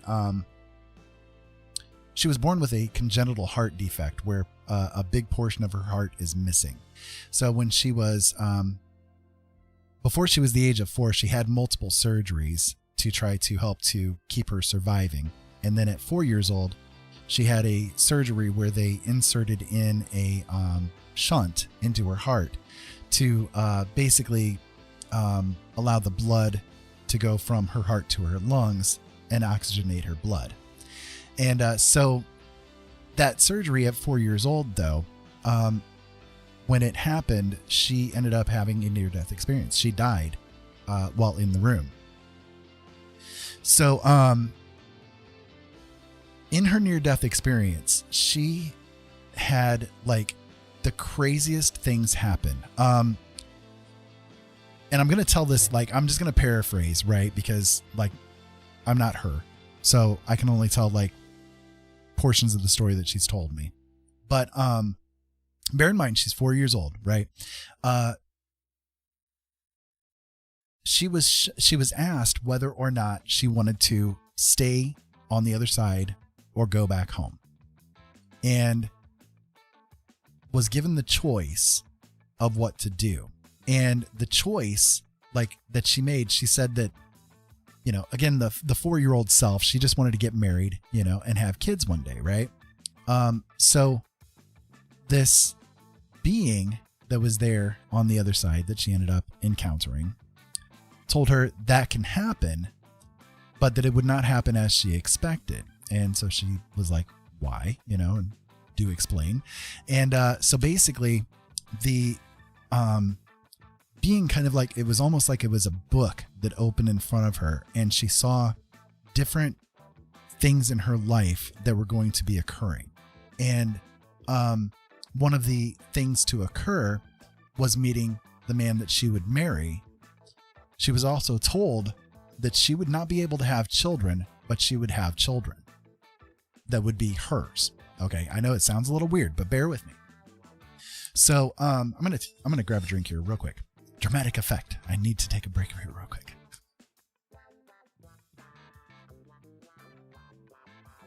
Stay tuned for the rest of the story. So anyway, so she was shown who she would get married to. She was shown what her children were going to look like, and all that. And then other series of events that happened through her life as well. Now, the moment that she met me, like, she didn't realize at first, the moment that she met me, that I'm the person, right? But then she met my kids and instantly recognized that I was the one that she was shown. Like, she had the picture in her head the whole time, right? And the kids look exactly like she was shown in the near-death experience as well. Now, the important part with the kids is that she's not their biological mother. Their biological mother basically walked out in the middle of the night telling me that she was done, and she left me with the kids. Took off to Canada to go live with some guy that she met on the internet. So the kids are not hers biologically, but they are hers in every other aspect. Like, these kids adore her and have from day one.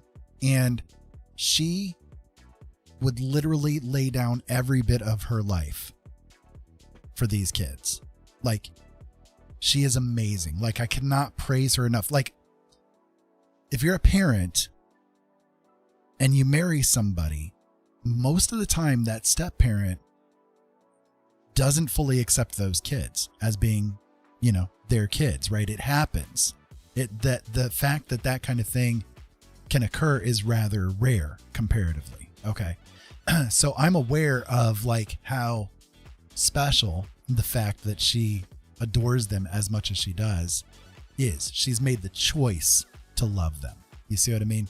As opposed to being saddled with them genetically. She's made the choice to love them. So, my point is that it's like, it's one of those weird things that happens sometimes. You know, I know that some people like poo-poo on the idea of a near-death experience as being nothing more than a outpour of DMT, which is the dream molecule that we have in our brains that causes us to dream. It's nothing more than a hallucination and so on and so forth. And there may be some of that to some of it, but you tell me how she was able to find out what's going to happen in her life. How did she know who she was going to marry and knew like the moment that she met me and the kids, right? How did she know when events were going to be happening in her life and all of them have come to fruition? You know, it's like, it's very bizarre, you know, and it kind of like calls into question, well, what exactly is reality? What exactly is, you know, the things that we're dealing with, you know? We don't know the answers to those questions yet, I don't think. And I don't think we're actually even honestly meant to. Anyways, long story short, I'm weird, and there you go. More proof otherwise, and I probably just lost all of my viewers from this weird story.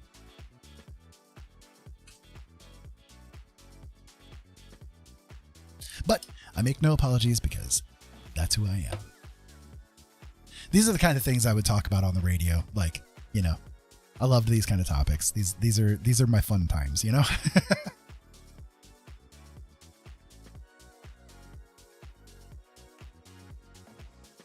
Right, exactly. Well, like if we're meant to know it, we're going to know it, right? I mean, that's what it comes down to. And it's like we may not know at this moment in time, but if it's intended for us to be aware of it, then we'll figure it out. You know, we'll figure it out. And I think part of the point is that the mystery is the spice of life, you know? If we knew, then what's the point of living through it? You know, like, I guess, let me put it to you this way. Okay. If we knew that there was an afterlife, if we knew that the afterlife, which as my wife described it, was nothing but love, non-judgment, it was amazing. You know, if we knew that that was the case, then, you know, like inherently born with it, this knowledge that this is how it is. This is what you're looking forward to when you're on the other side. I think by and large, most people would say, well, what's the point of living then? Let's just end it right now, you know? So it's like, I think honestly, and this is going to sound a little weird, right? But I think that we are all droplets of the consciousness of God having unique experiences as information additive to the universe. You know, there's never been a Smugsy before. You know, the experiences that you've gone through in your life, no one has ever gone through in any way, shape, or form. You are utterly unique, and that makes you special. That makes you something different. You see, there's never been a me who has experienced all the things in their life as I have, you know? And there never will be again, because all of the experiences I've had are unique to me. I have added something to the universe as knowledge. This is what can happen if X scenario takes place. You know what I mean? That's what I think. And it sounds a little weird maybe, but you know, I'll be honest with you guys. I was raised as a hyper Christian, you know. My mom was a Catholic. My dad was an atheist. They sent me to a Lutheran school and we went to a Baptist church. So I had a very different sort of upbringing when it came to religion. I was on the pathway to become a pastor for many years, and I decided to stray away from it, quote unquote, because I did the research into what all of the texts actually mean and what is actually there. And I discovered that it is not as it is actually taught. I studied a lot of the original texts in the, again, original Hebrew, Greek, Aramaic, on and on and on. I did a very, very in-depth, unique study into it for years before I finally came to the decision that, you know what? The religious aspect of things is not as it was supposed to be. It has been warped so much over the years into something that it never should have been to begin with. So yeah, that's why I walked away from it when I did. And you know, it's what's weird is that, I feel like at this point in time, I understand the things about Christ more than I ever did when I was a professing Christian. Most people that I encounter in my life that profess to be Christians are nothing more than what I term cafeteria Christians, which take the things that taste good to them and reject the rest. You know, well, if you're going to be a thing, you need to be the thing wholeheartedly. So, you know, but I understand the whole texts, and this applies to all the different religions that are out there. They were written for a very specific people at a very specific time in a very specific place. And to take it out of that context is difficult at best. Most people don't even understand what the texts are trying to say in any way, shape, or form, because they don't know the history behind what is there. I'll give you a perfect example. This concept of this being Satan and all of that kind of stuff. Okay. I'm going to talk a little bit about religion. I'm not trying to piss people off. Okay. Let me clarify that here to begin with. I'm not trying to piss anybody off, and I'm not trying to reject whatever you have as your faith. I am not attacking your faith. Okay. I believe that religion has a purpose, and that purpose is to help people get through the things that they're going through. And if you're using it to help you get through the things that you're going through, to improve your life and the life of others that are around you, and you're not using it as a weapon against anybody, then God love you. We need more people like you. Please stick around and keep it up. Okay. But if you're using your religion as a platform of hate, I will call you out in a heartbeat, and I will point out exactly where you're wrong with the texts because I know the texts. I know the texts better than you do. Okay. So, just kind of putting it out there that I'm not trying to attack anybody by the things that I'm going to say. Okay. So, you always have to clarify, because there are people that are going to get their panties in a bunch because they think that I'm going to be attacking them, and it's not an attack. I am just stating a fact. If it is going to feel like an attack to you, then you need to reassess your relationship with your God. Because this is what it says. This is what the original stuff was, and everything else has been a snowball effect from there by humans playing a large game of telephone. Okay?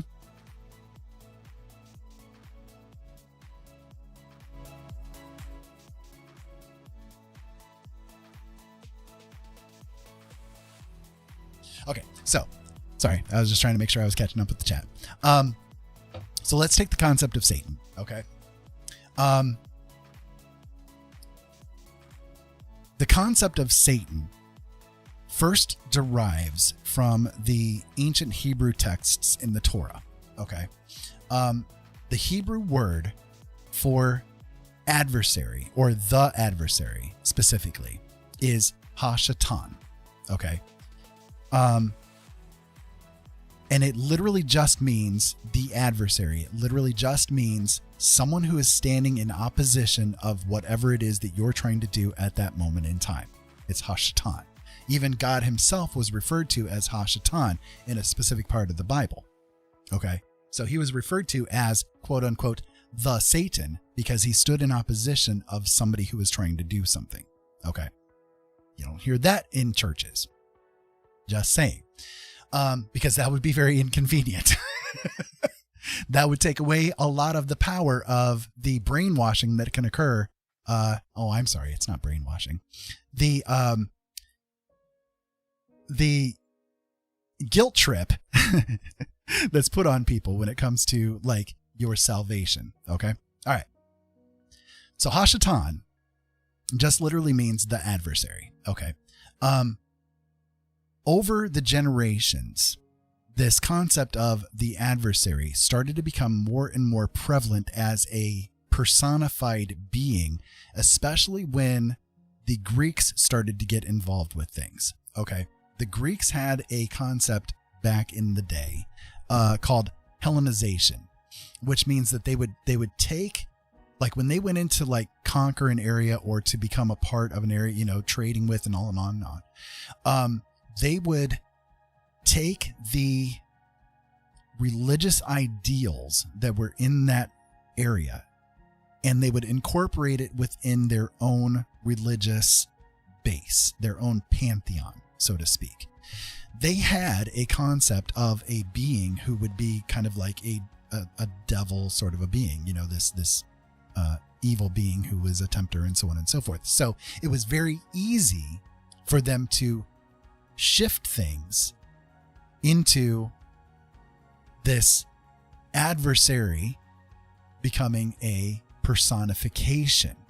You see, it's called Hellenization. They were very, very good at it. This was their talent. Okay. So, so then over the generations, it has become more and more a thing that the devil made me do it. This devil is tempting. This devil is an angel of light who will come down and tempt you and blah, blah, blah, blah, blah, blah, blah, blah. No, that's not the case. If you were to ask an ancient Hebrew, if there was some guy, you know, or an angel, as it has been associated with at this point in time, if there was an angel who could stand in opposition of God, they would laugh you out of court and probably murder you, because that's kind of what they did back then. For saying that anything in any way, shape, or form could ever stand in opposition of God. That was not a concept for these people in any way, shape, or form. Okay, so how then, if this was not a concept for them in that specific time, specific place, and the specific people, if this was not a concept for them, and these beliefs that are currently here today are all based on those things that they had as their concepts, then explain to me how we have gone from there is no way that God has ever had anything ever standing in opposition of him to there's a devil being and he's tempting everybody and he's standing in opposition of God and he's attacking the gates of heaven and blah, blah, blah, blah, blah, blah, blah, blah. No.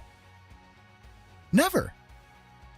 Never. The people who invented the whole thing would be like, what the crap are you talking about, dude? What kind of mushrooms have you been eating? Because this is not part of it. Devil magic, right. Now, I'm not saying there aren't evil beings, right? There are absolutely, but this is not what it is, right? This is not what it is.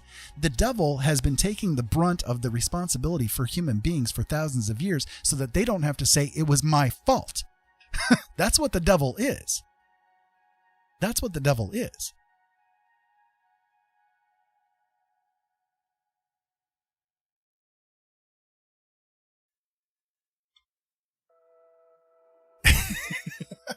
Funnily enough, the concept of the little red dude with the pitchfork and the horns comes from Greek mythology.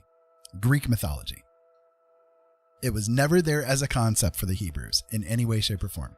All right, so let's then progress into Lucifer, okay? Because Lucifer and Satan are basically synonymous with each other at this point in time, right? They're in our fantasy. So here's how Lucifer came about, okay? I need a vape. Yes, I do vape. I make no apologies about it. I quit smoking 8 years ago for the sake of my wife. I was a smoker for 30 years, and every time I would smoke around her, it would hurt her chest. So at this point in time, I vape just to make sure that I don't murder people. But it doesn't bother her at all for me to vape around her, so. Rip, yeah, exactly. Okay, so.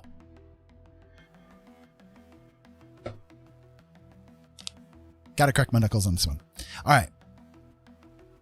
In the year 400 AD or so, around that zone, there was a guy who was a monk in the Catholic Church, because again, the Catholic Church was the only church back then.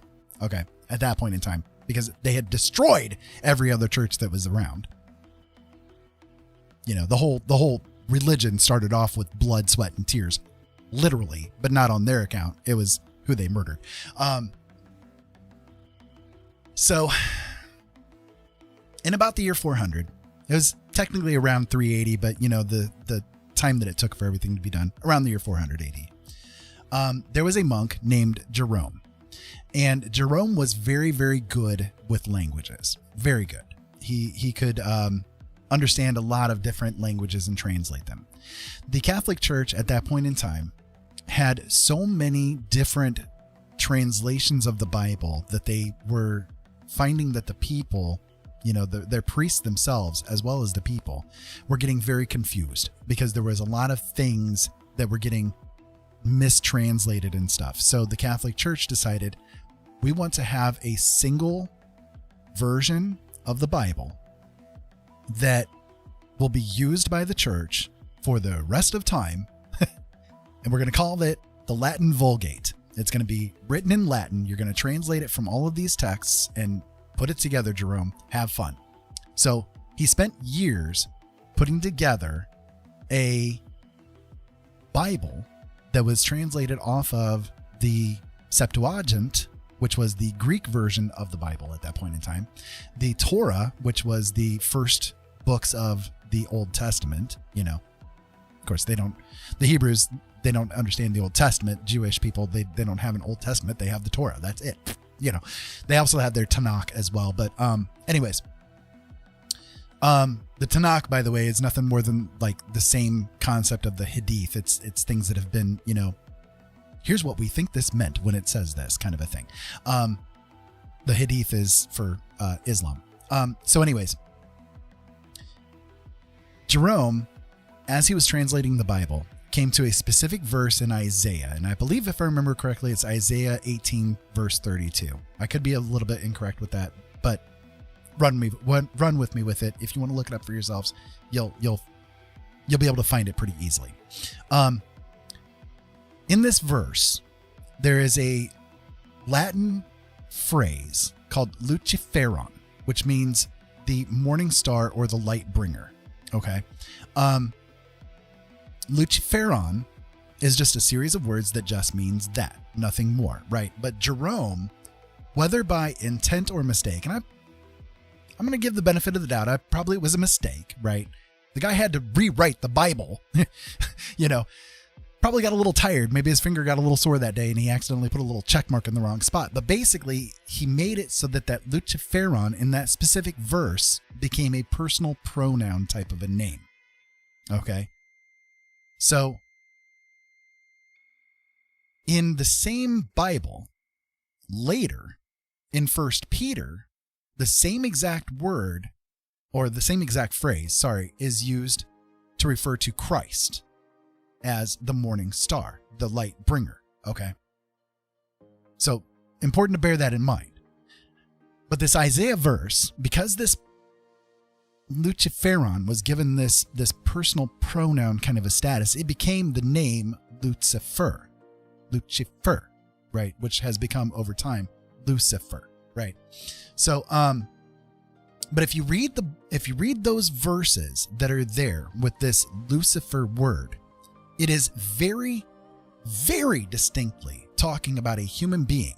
Specifically, that human being was the king of Babylon, who had at that time, when Isaiah was written, kept the Jews in enslavement. So Isaiah was basically writing this as a big fuck you to the king of Babylon, you know, and writing these, you know, basically graffiti about this king of Babylon, right? And so the problem is, like, again, if you read the verses, it's very specifically talking about a human being. Very specifically talking about a human being. However, over the years, over the generations, people have seen that word, seen it being a capital L, Ifer, right? And have run with it as a concept of, okay, there must be this being, Lucifer, who is after us. He's going to kill us and he's going to destroy us. And he's the angel of light. And he's, all the whole mythology that surrounds it started to come into place as the years have progressed. Okay. To the point where we now have like this synonymous thing between both Lucifer and Satan, but it was nothing more than a mistranslation. And the exact same word that was mistranslated was used to refer to Christ. You can't have one without the other, people. You see what I mean? It's a little weird, right? But again, if you don't know the concepts, if you don't understand the history of it all, you can get so easily lost and confused, It can hurt you. And for me, like, personal thing here, right? For me, one would think that if we're talking about something that is important for the salvation of your soul for the rest of eternity, so on and so forth, blah, blah, blah, blah, blah, all the things that go with it. By the way, those things are wrong. Look at the contexts. Then you would think that as a person, you should know everything about that thing, right? You would think that this would be important for you to study every aspect of it, if it's important enough for your eternal soul to not burn forever in a fiery pit. But people don't. They just listen to whatever their pastor is telling them on the pulpit, So I hope that all that makes sense. I'm you guys can get me on a tangent about this literally for hours. And it's like, it bothers me because then people use this whole stuff against people as a weapon. How many people were burned at the stake as witches because, they were worshiping Satan and so on and so on. The guy ain't even real. The guy ain't even real. There's nothing to it in any way, shape, or form. And you just burn this chick because she was, mixing up herbs to help somebody heal. I mean, it's like, just what the hell is wrong with you? What the hell is wrong with? And then, okay, so listen, I am Native American. Okay. I am Miamiaki, which is the Miami Nation. Our people, I mean, even in the past couple of months, there has been so many news articles released about this stuff happening, right? That our people for years were getting taken out of their homes, ripped away from their families by the Catholic Church, mixed up with the state, put into these schools where then they were beaten and savaged and murdered if they showed any sign of their nativeness in any way, shape, or form. It was literally beaten out of them. You know what I mean? We lost so many people. Like, they are finding, like, they have just seven out of 1,500 churches where this stuff had occurred, right? Where these schools had occurred. Just 7 of them have unearthed over 480 children's bodies of my people. Because it was the church's responsibility to make sure that they were saved. Their eternal souls were saved. It's like, it's disgusting. Yeah. It's disgusting. And they've only searched 7 out of 1,500 people. It's like, and so much of our history, our lore, our language, everything has been lost because there's an entire swath of generation that was ripped away by the church,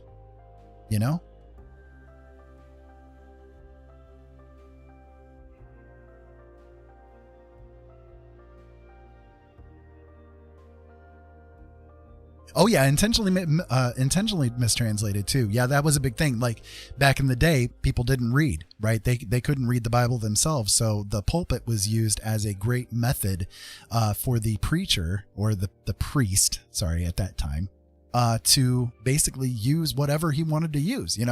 Hey, Mother Catherine over there, the Bible says that you need to get down and give me a blow. I mean, seriously, like, they would do that kind of crap. And it's just, it disgusts me.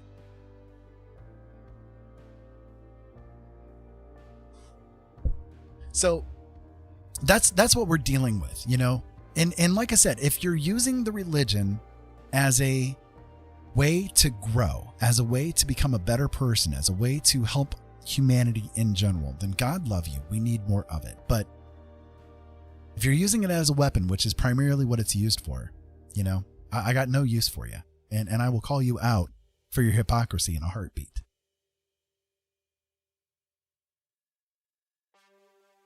Yeah, well, I mean, it still happened too, even after the Middle Ages. Look at what's happened in Ireland, just from one example. You know, I mean, it's horrific. You know, it's horrific. Religion is just, I'm agnostic at best. Like I do think there is something outside of ourselves. I'm not an atheist. You know, I do think that there is something outside of ourselves, but I think that if that thing expected us to worship it as a matter of salvation, we would know it from birth.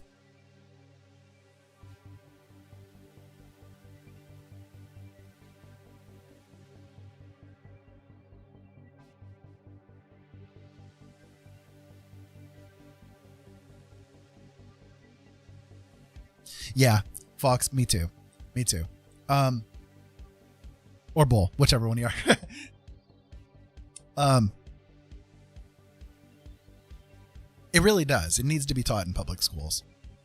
So much of history is just deleted because it's not taught, and the average person isn't interested in learning anything else beyond their phone. You know, I mean, honestly, let's be honest. Let's be true to ourselves. You know, human beings, like, it makes sense though, right? Because the way that the world currently is set up, and it's been set up this way for a long time, is to keep people under stress as much and as long as possible so that they don't think any of the deep thoughts that need to be thought in order to change society into something else. You know, we are meant to suffer so that we don't progress, so that we don't like wake up enough, you know, out of our stress and our daily lives and our daily struggles in order to start to even think about some of these deeper concepts. There's just no time for it.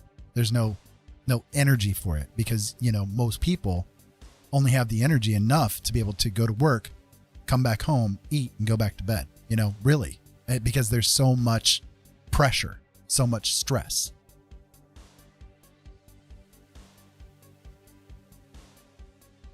Yeah, exactly, Vitrana. And welcome. Nice to see you. I'm glad that you are here with me in kind of this this weird topic that we ended up getting upon. But as I'm trying to do, Art. Let me catch up with chat here just a little bit.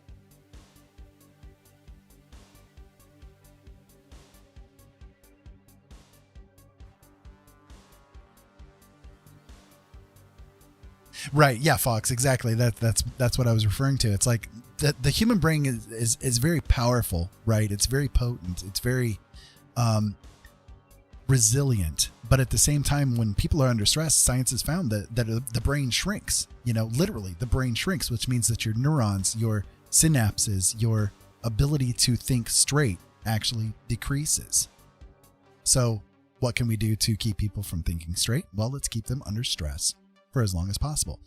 I think the best thing that anybody can ever do is turn their TV off and walk away from the news, because it's nothing but one horror show after the other designed to keep you in fear and keep you in stress.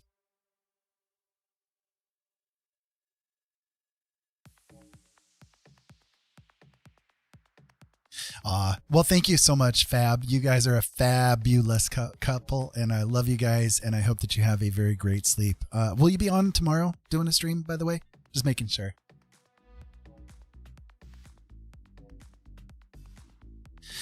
It does me too, Vitrana, but and I was hesitant to bring it up, you know, because it's something that's a little difficult, and that's why I kind of prefaced that I'm not attacking anybody personally. This is the way the religions are, you know, and if you take it personally, that's not my fault. You know, that is the fault of either you or your lack of faith, or you need to examine what I'm speaking as being truth. You know, I'm just giving you information. So whatever you do with that information, that's not on me. That's up to you, you know? But I want to mention, and then I'll get off the topic here, but I just want to mention that, again, I'm agnostic, and I don't think that we're expected to worship anything in particular, because if so, we would have been inherently born with the knowledge. I think that things that that is a difficulty when it comes to Christianity specifically, and it probably is that way with other religions too, but I know Christianity the best because that's what I was raised in. The Christian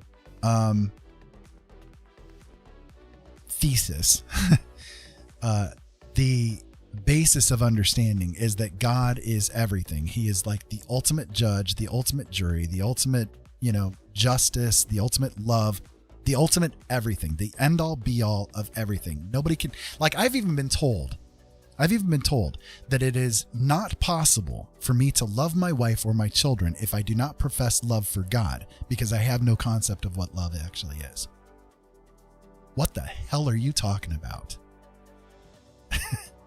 How absolutely abjectly egotistical do you have to be to try to claim something like that? You know what I mean? Like, that is beyond.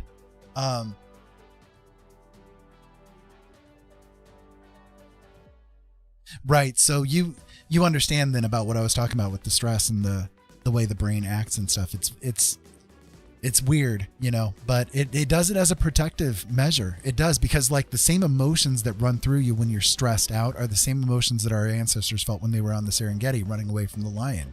It's the same thing. That same stress that's in our bodies was there then too. And it would do it as a protective measure. You might get knocked around a little bit by the lion. Your brain has to like kind of shrink itself a little bit to make sure that it's protected and not getting slammed up against the inside of the skull. It's very much a survival method. It's a survival instinct, but it's not as useful today when you're feeling stressed out because you just watched a news story that pissed you off. You see what I mean? Like, but it's the same emotions. It's the same energy to it. I hope that makes sense. Anyways, so this Christian God is supposedly, Yahweh is supposedly this ultimate judge, ultimate justice, ultimate love, ultimate everything, right? Well, if that's the case, let's take that premise as being the truth. Okay? Just take the premise as being the truth. If that is the case, and it is dependent upon us to worship him in a certain way in order for us to avoid being punished eternally in a lake of fire that never ends, and you're always punished, you're always burning, you're always in pain, you're always, on and on and on and on. All the concepts of hell, which aren't real either, by the way. The ancient Hebrews had no concept of hell. To them, death meant that nothing exists anymore, and the only way we would exist again is if God said, you're raised up. And that's what they looked forward to on Judgment Day. There was no concept of hell in any way, shape, or form with the people who formed the frickin' religion. So how hell got inserted in because it's a very good way to get people to come to your religion and start tithing. It's a good way to scare the shit out of people to get them to convert into that religion. Bear that in mind. Okay, so the Romans knew what they were doing when they invented the concept of hell, which they did. Okay, anyways. All original religions in the world have a pantheon of gods. Monotheistic religions emerged much later, therefore it can't be natural. None of them. Right, exactly. Monotheism actually didn't really exist until Egyptian times, when Akhenaten basically invented it and tried to do everything to eliminate the other pantheon of gods that were existent at that time in ancient Egypt. And he failed, actually. His priests ended up murdering him, and the monotheism began to fail at that point, but people then started to take that idea and run with it further. So anyways, again, taking the premise that God is supposed to be ultimate love and ultimate justice, if it is dependent upon us to worship him in a certain way by accepting Christ or whatever the case may be, right? Whatever part of the religion you want to follow. Because again, there's 52,000 different denominations of Christianity, and every one of them thinks that they're right. Probably didn't know that, did you? So, if we take that premise as being the truth, in order to avoid this eternal pit of fire where we're always burning and always doomed and so on and so on and so on, then it is a travesty of the ultimate justice and the ultimate love that he claims to be if we are not inherently born with the knowledge that this is supposed to be the way that it is. You see what I mean? And because we're not inherently born with the knowledge that that is the way that it's supposed to be, any concept of somebody not following it has to be rejected as being absolutely unjust and unloving. You see what I mean? Like, it is the worst travesty of justice, which basically means the whole concept of hell, the whole concept of, salvation by Christ, and if you don't accept him and blah, blah, blah, blah, blah, you're thrown into hell. It literally makes God a lie. It makes the concept of what you claim to be God to be a lie. You're calling God a liar because you say that he's the ultimate judge and the ultimate justice. But if that's the case, not making somebody born with the inherent knowledge that this is the way that things are supposed to be is unjust. It's inherently unjust. I hope that all that makes sense. Like, just as a concept at the ground level alone, from that, things start to fall apart. This is the things that turned me away from becoming a preacher, by the way. This is the part of the studies that I got to that really made me start to realize, okay, I can't do this anymore, and I had to walk away from it. So, oh boy. Anyway, I hope I didn't chase everybody away or piss anybody off. Like I said, it was not my intention to piss anybody off with all of that, but I'm just trying to, say, if you're going to be a thing, be the thing wholeheartedly. Understand every concept that there is about it. If this is dependent on you having eternal salvation, then it should be important enough for you to do just as much research as I did. So, let me go back to the art. I'm taking quite a bit of a break here. I'm sorry, guys.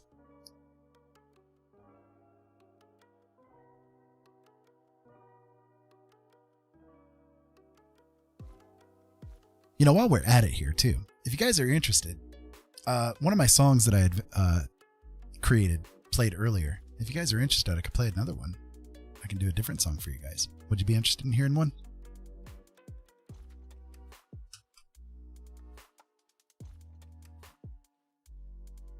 This poor girl has been standing here for like an hour waiting for me to come to her and say, yes, I'm going to complete you.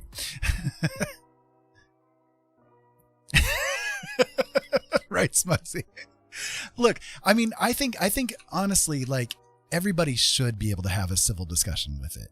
Honestly, there's no reason not to. People should be open-minded enough that they can talk about concepts that are outside of what they consider to be normal without having them get pissed off. The problem is that the way that human beings are, and this is again one of the reasons why news does what it does. By the way, I'll teach you another concept here that doesn't really necessarily have to do with religion, but this is just the way human psychology works. We as human beings are sort of born with certain triggers already in place, right? So one of the triggers that's inbuilt into us is the protection of children.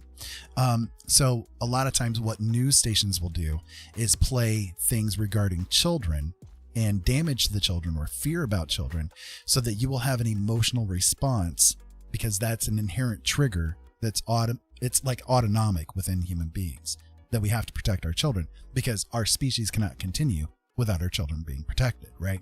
So what they have learned over the years is that humans, if you feel an emotion about a thing, you can no longer think critically or logically about that thing. You're going to always have a bias towards what your emotional attachment is regarding that thing. So you'll see news cycles kick up where they will, keep trying to feed the fear and all that kind of stuff because they know that people are going to have an emotional reaction. They're going to start tuning in and all that kind of stuff. They're going to click on the links on the websites and on and on and on, and that's how they make their money. The more fear they can put into somebody, the more money they make is what it comes down to. William Randolph Hearst, the big media tycoon back in the day, came up with the concept of it bleeds, it leads, and sex sells. Between those two, you can pretty much get people to do whatever the hell you want them to do, you know? Yeah, I mean, there is a thing too when it comes to like concepts that don't align with your own. We have a thing called cognitive dissonance that happens in our brains too, where we will do everything that we can do to protect whatever it is that we have that attachment to. So again, that emotional attachment no longer allows us to think critically or logically. You have a cognitive dissonance about that topic that you cannot get yourself away from without really training yourself away from it. I hope that makes sense.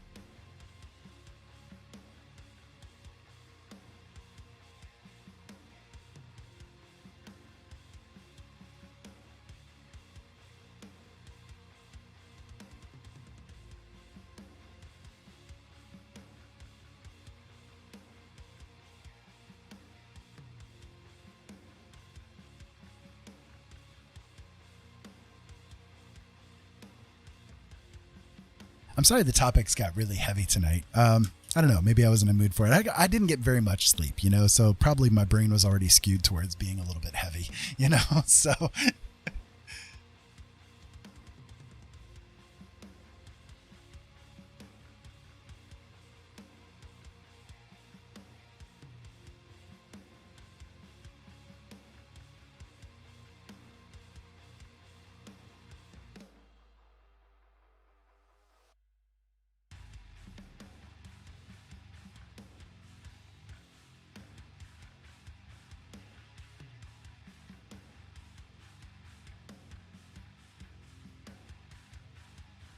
That's a good point, Vitrana. Yeah.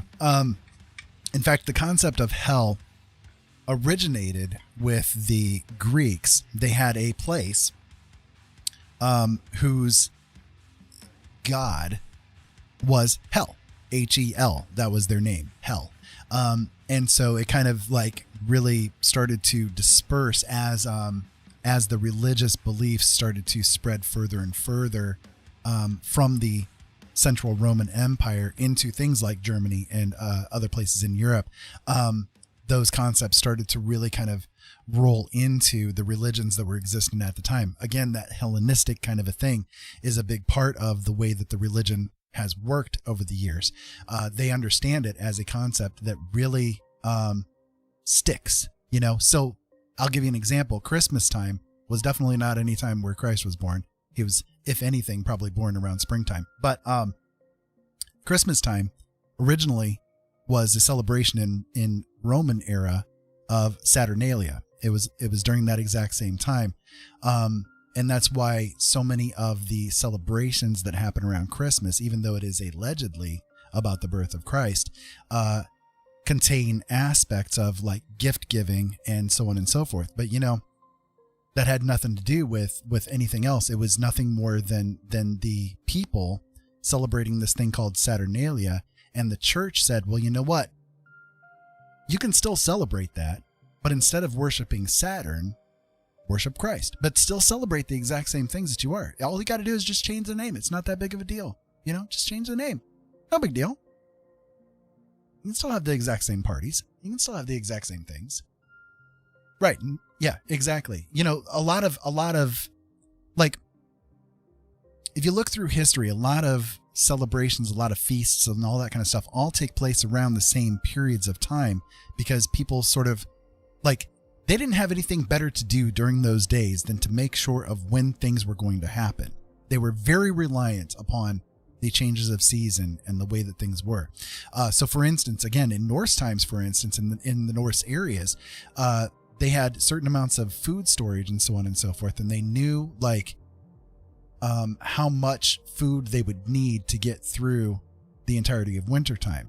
If they made it to a certain point during wintertime where they knew, you know, okay, we've reached the halfway point of winter. We know how much food we have left, but we know that it might not last through the winter, like freshness wise, right? Risking of rot and all that kind of stuff. Well, let's just have a big feast. Let's get everybody together and we can eat up some of the reserves that we know are not going to be needed. And, you know, so it was kind of like that middle point, you know, it's like, oh God, we've made it halfway through. Okay, guys, we can get through the rest. Let's have this party. We're going to get energized. We're going to get pumped. It's going to get us through the rest of this winter time, and we're going to get through it. You know what I mean? So it's like a lot of different places had that because they knew the concept of time. They knew the concept of the passage of time and when to mark certain seasonal events, because that meant they were going to survive, you know? They had to know the exact day they would need to plant the corn, for instance, you know, here in America. They needed to know the exact time or days to be able to plant the corn in order for it to flourish in time to be harvested the next year. So they would watch the skies to know when that was going to happen. They had a concept of what the constellations were doing. If this is right there at this amount of time, well, then we know that it's time to plant the corn. You see what I mean? It's not that hard to understand why these things all happen in the timing, but you know, there was no, like, people were very, you know, superstitious during that time of humanity, you know, during that time in history. So they wrapped a lot of concepts of, you know, folklore and things that were passed down from one generation to the next of these stories of, you know, like, I mean, if you look at the constellations, for instance, the whole Christ story can be broken down into astrotheology. You know, astrotheology is the concept that the story that's being told is up there in the stars and the way that the constellations move, you know? So if you look into the concept of astrotheology, you might actually find some very interesting things. I won't go into it here because it's a very long discussion, but, you know, it's a very interesting series of concepts. So,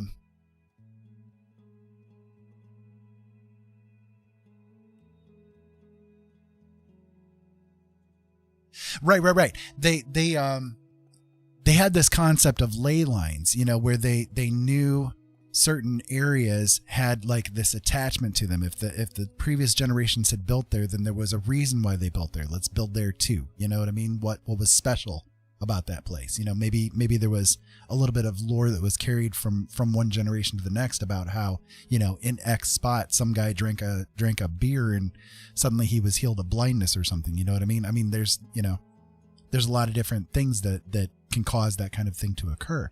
But it's interesting, you know, the whole stuff like that is just, it's really interesting. There's a lot of sacred geometry that occurs when it comes to the way that we human beings have built a lot of things.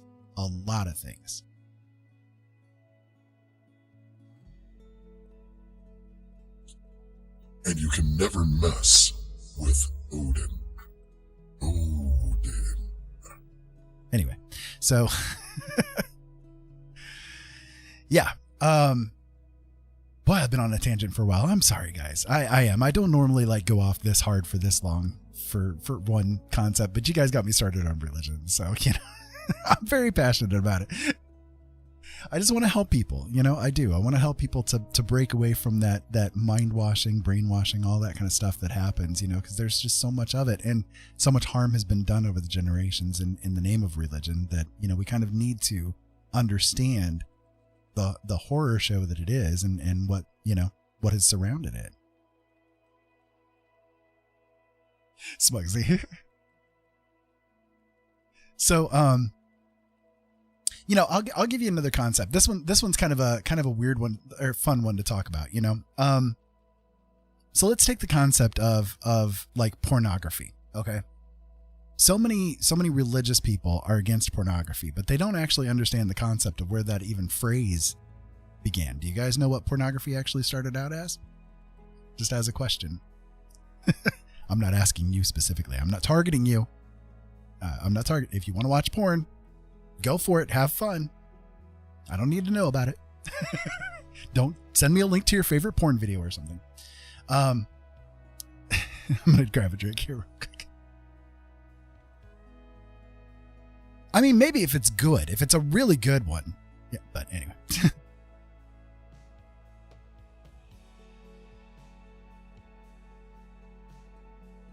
Okay, so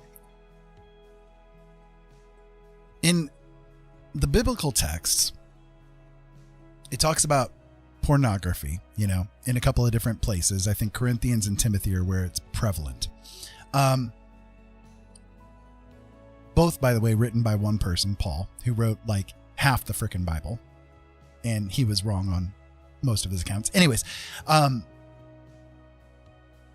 pornography is derived from a concept that was existent during the Roman times, and it was there in other places and times too, but like it was specifically, what I'm talking about here was specifically written for, again, this specific time and specific place, right? Don't mean to say specifically so much, but I'm a writer. I know words. Anyways, so pornography is derived from this concept that existed during that period of time called porneia. Porneia is a Greek word that refers to a ritual sacrifice. Specifically, the sacrifice is that men and women would go to temples that are dedicated to fertility gods, and they would enact rites to allow their harvests to be better, to allow their children to flourish. Anything dealing with fertility, they would do this. And what they would do is they would go and have sex with the priest or the priestess. This sacrifice, the men specifically, for instance, would, and, that material was then sacrificed to the god or goddess and would bring about their fertility for that year. You see, that was specifically the concept of porneia. Okay, so it was referring to you committing an act of ritual sacrifice to bring about better fertility by using a different god than God. You see what I mean?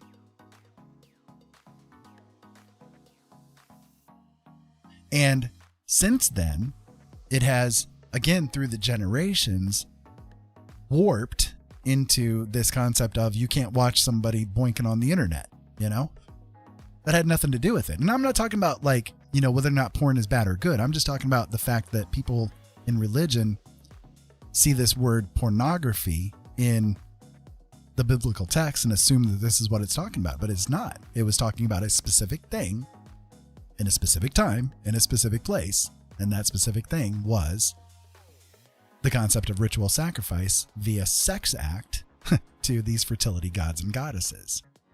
So anything beyond that was not there. You're taking it completely out of context. You see, they didn't have a concept either of adultery being a man having sex with another woman, for instance, or a woman having sex with another man. That had nothing to do with it. It had to do with you as a man, for instance, taking the man perspective, because I'm a man, you as a man having sex with another woman without the permission of your spouse.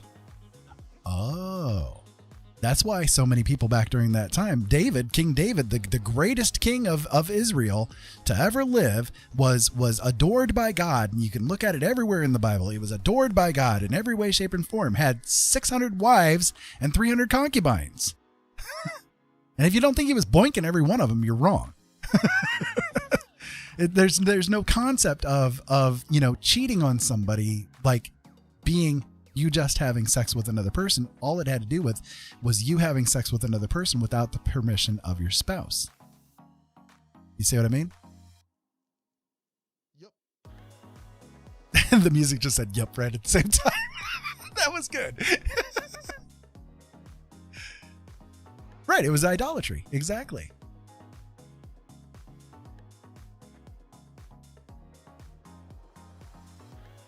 Right. Yeah, exactly. I mean, it's existent in so many different forms and formats. But again, like if you're reading the biblical text, this is specifically what it's referring to. It's just that one thing, and everybody takes it and runs with it into so many freaking different directions that they don't even understand what it was to begin with. They don't have a concept of it. It's silly to me, you know? Okay. I'll give you another one, and this is probably going to piss people off. I don't know how you guys feel, but I'm very much an ally on the LGBTQ front. Okay. 2 of my kids are LGBT. I'm bi. I've not ever gone the direction, right? But I'm at the very minimum ally, right? So I know from my raising, and I know from experience, that there are many people out there that are used and abused on behalf of religion when it comes to the LGBT community. Okay. And it's horrifying. It's absolutely horrifying. And none of it has any place in the biblical texts. Christ himself never spoke about gays. Never. Not once did he speak anything about gay people. Or, anything along those lines. A lot of people point to the verses in Leviticus about, oh, you can't lay with a man as a woman as against nature and blah, blah, blah, blah, blah, right? Oh, yeah, I'm sure.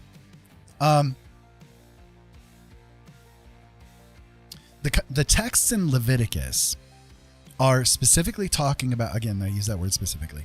It's a very important word tonight, apparently.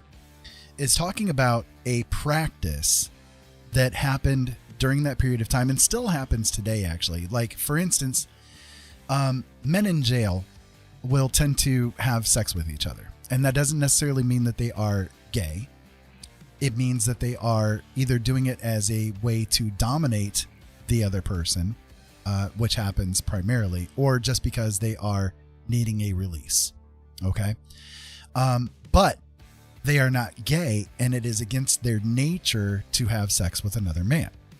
All right. So the texts in Leviticus talk specifically about the fact that this practice is not right in God's eyes, because you're going against what is natural to you. So if you are gay and you have sex with another man, that is natural to you, right? If you're a woman and you have sex with another woman, that is natural to you.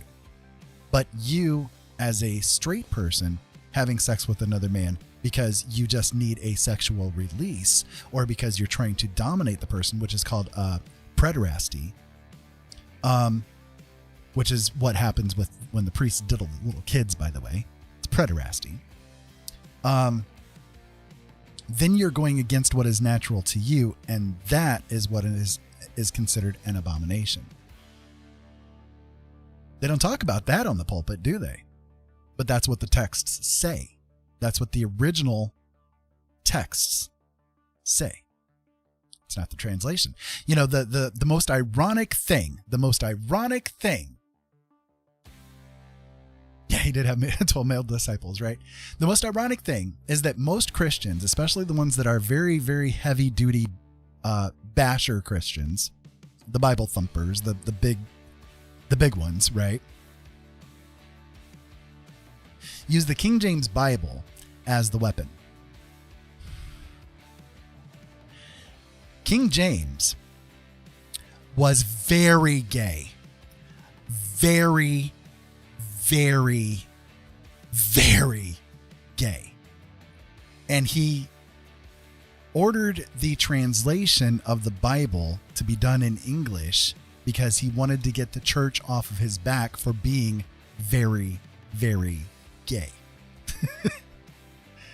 So the whole fact that these Christians use the Bible, the King James Bible specifically, to bash people who are gay is the most hypocritical, ironic thing that I have ever seen in religion at all. Okay, Vitrana, thank you so much for being here for as long as you were. I appreciate it. I'm sorry I didn't get much more art done. I will work on this one further, maybe on tomorrow's stream or something. But I do appreciate you being here for as long as you were. Thank you so much. Have a great lunch. I hope that you have a wonderful day, and I hope to see you again soon. Just be safe and have fun out there. So yeah, it's just, to me, it's like the height of irony, the height of hypocrisy, to see this kind of thing happening. And I just don't know. I don't know. It's crazy. It's crazy what people do.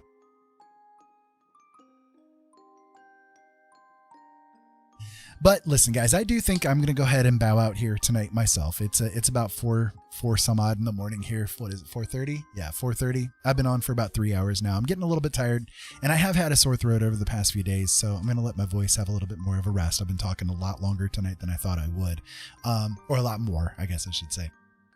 But yeah, very good timing. But again, I want to thank all of you guys for being here with me. You don't know how grateful I am that you guys have chosen to spend these moments here with me. But before I leave, make sure to listen to this for just a moment, okay? I like to do these dad moments on the stream. And again, I'm very LGBTQ supportive. I'm very mental health supportive as well. So I like to give these little bit of dad moments to help people get through, okay? So no matter who you are, no matter what you're going through, you are worthy of being loved. And don't ever let anybody ever teach you any different. Sometimes we're saddled with people genetically that are very toxic to us, and we don't have the chance to get away from them very well, you know, but you can walk away from them if they're not bringing you peace. You have to have peace in your life. You have to have peace in your home. You have to have peace in your heart in order to get through to the next day. Okay. So be at peace. Remember that you are loved. And if nobody has ever told you this before, I love you. Okay. And I know that may sound strange for a weird old guy on the internet to tell you that he loves you, even though you've never met him, but I do. If you're being a decent human being, I love you. Okay. So with that being said, keep safe out there. Have fun. Thank you so much as always for watching, and we'll talk to you again later. I'll be back on tomorrow night, probably in about 12 hours. Bye, guys. Incoming customer detected.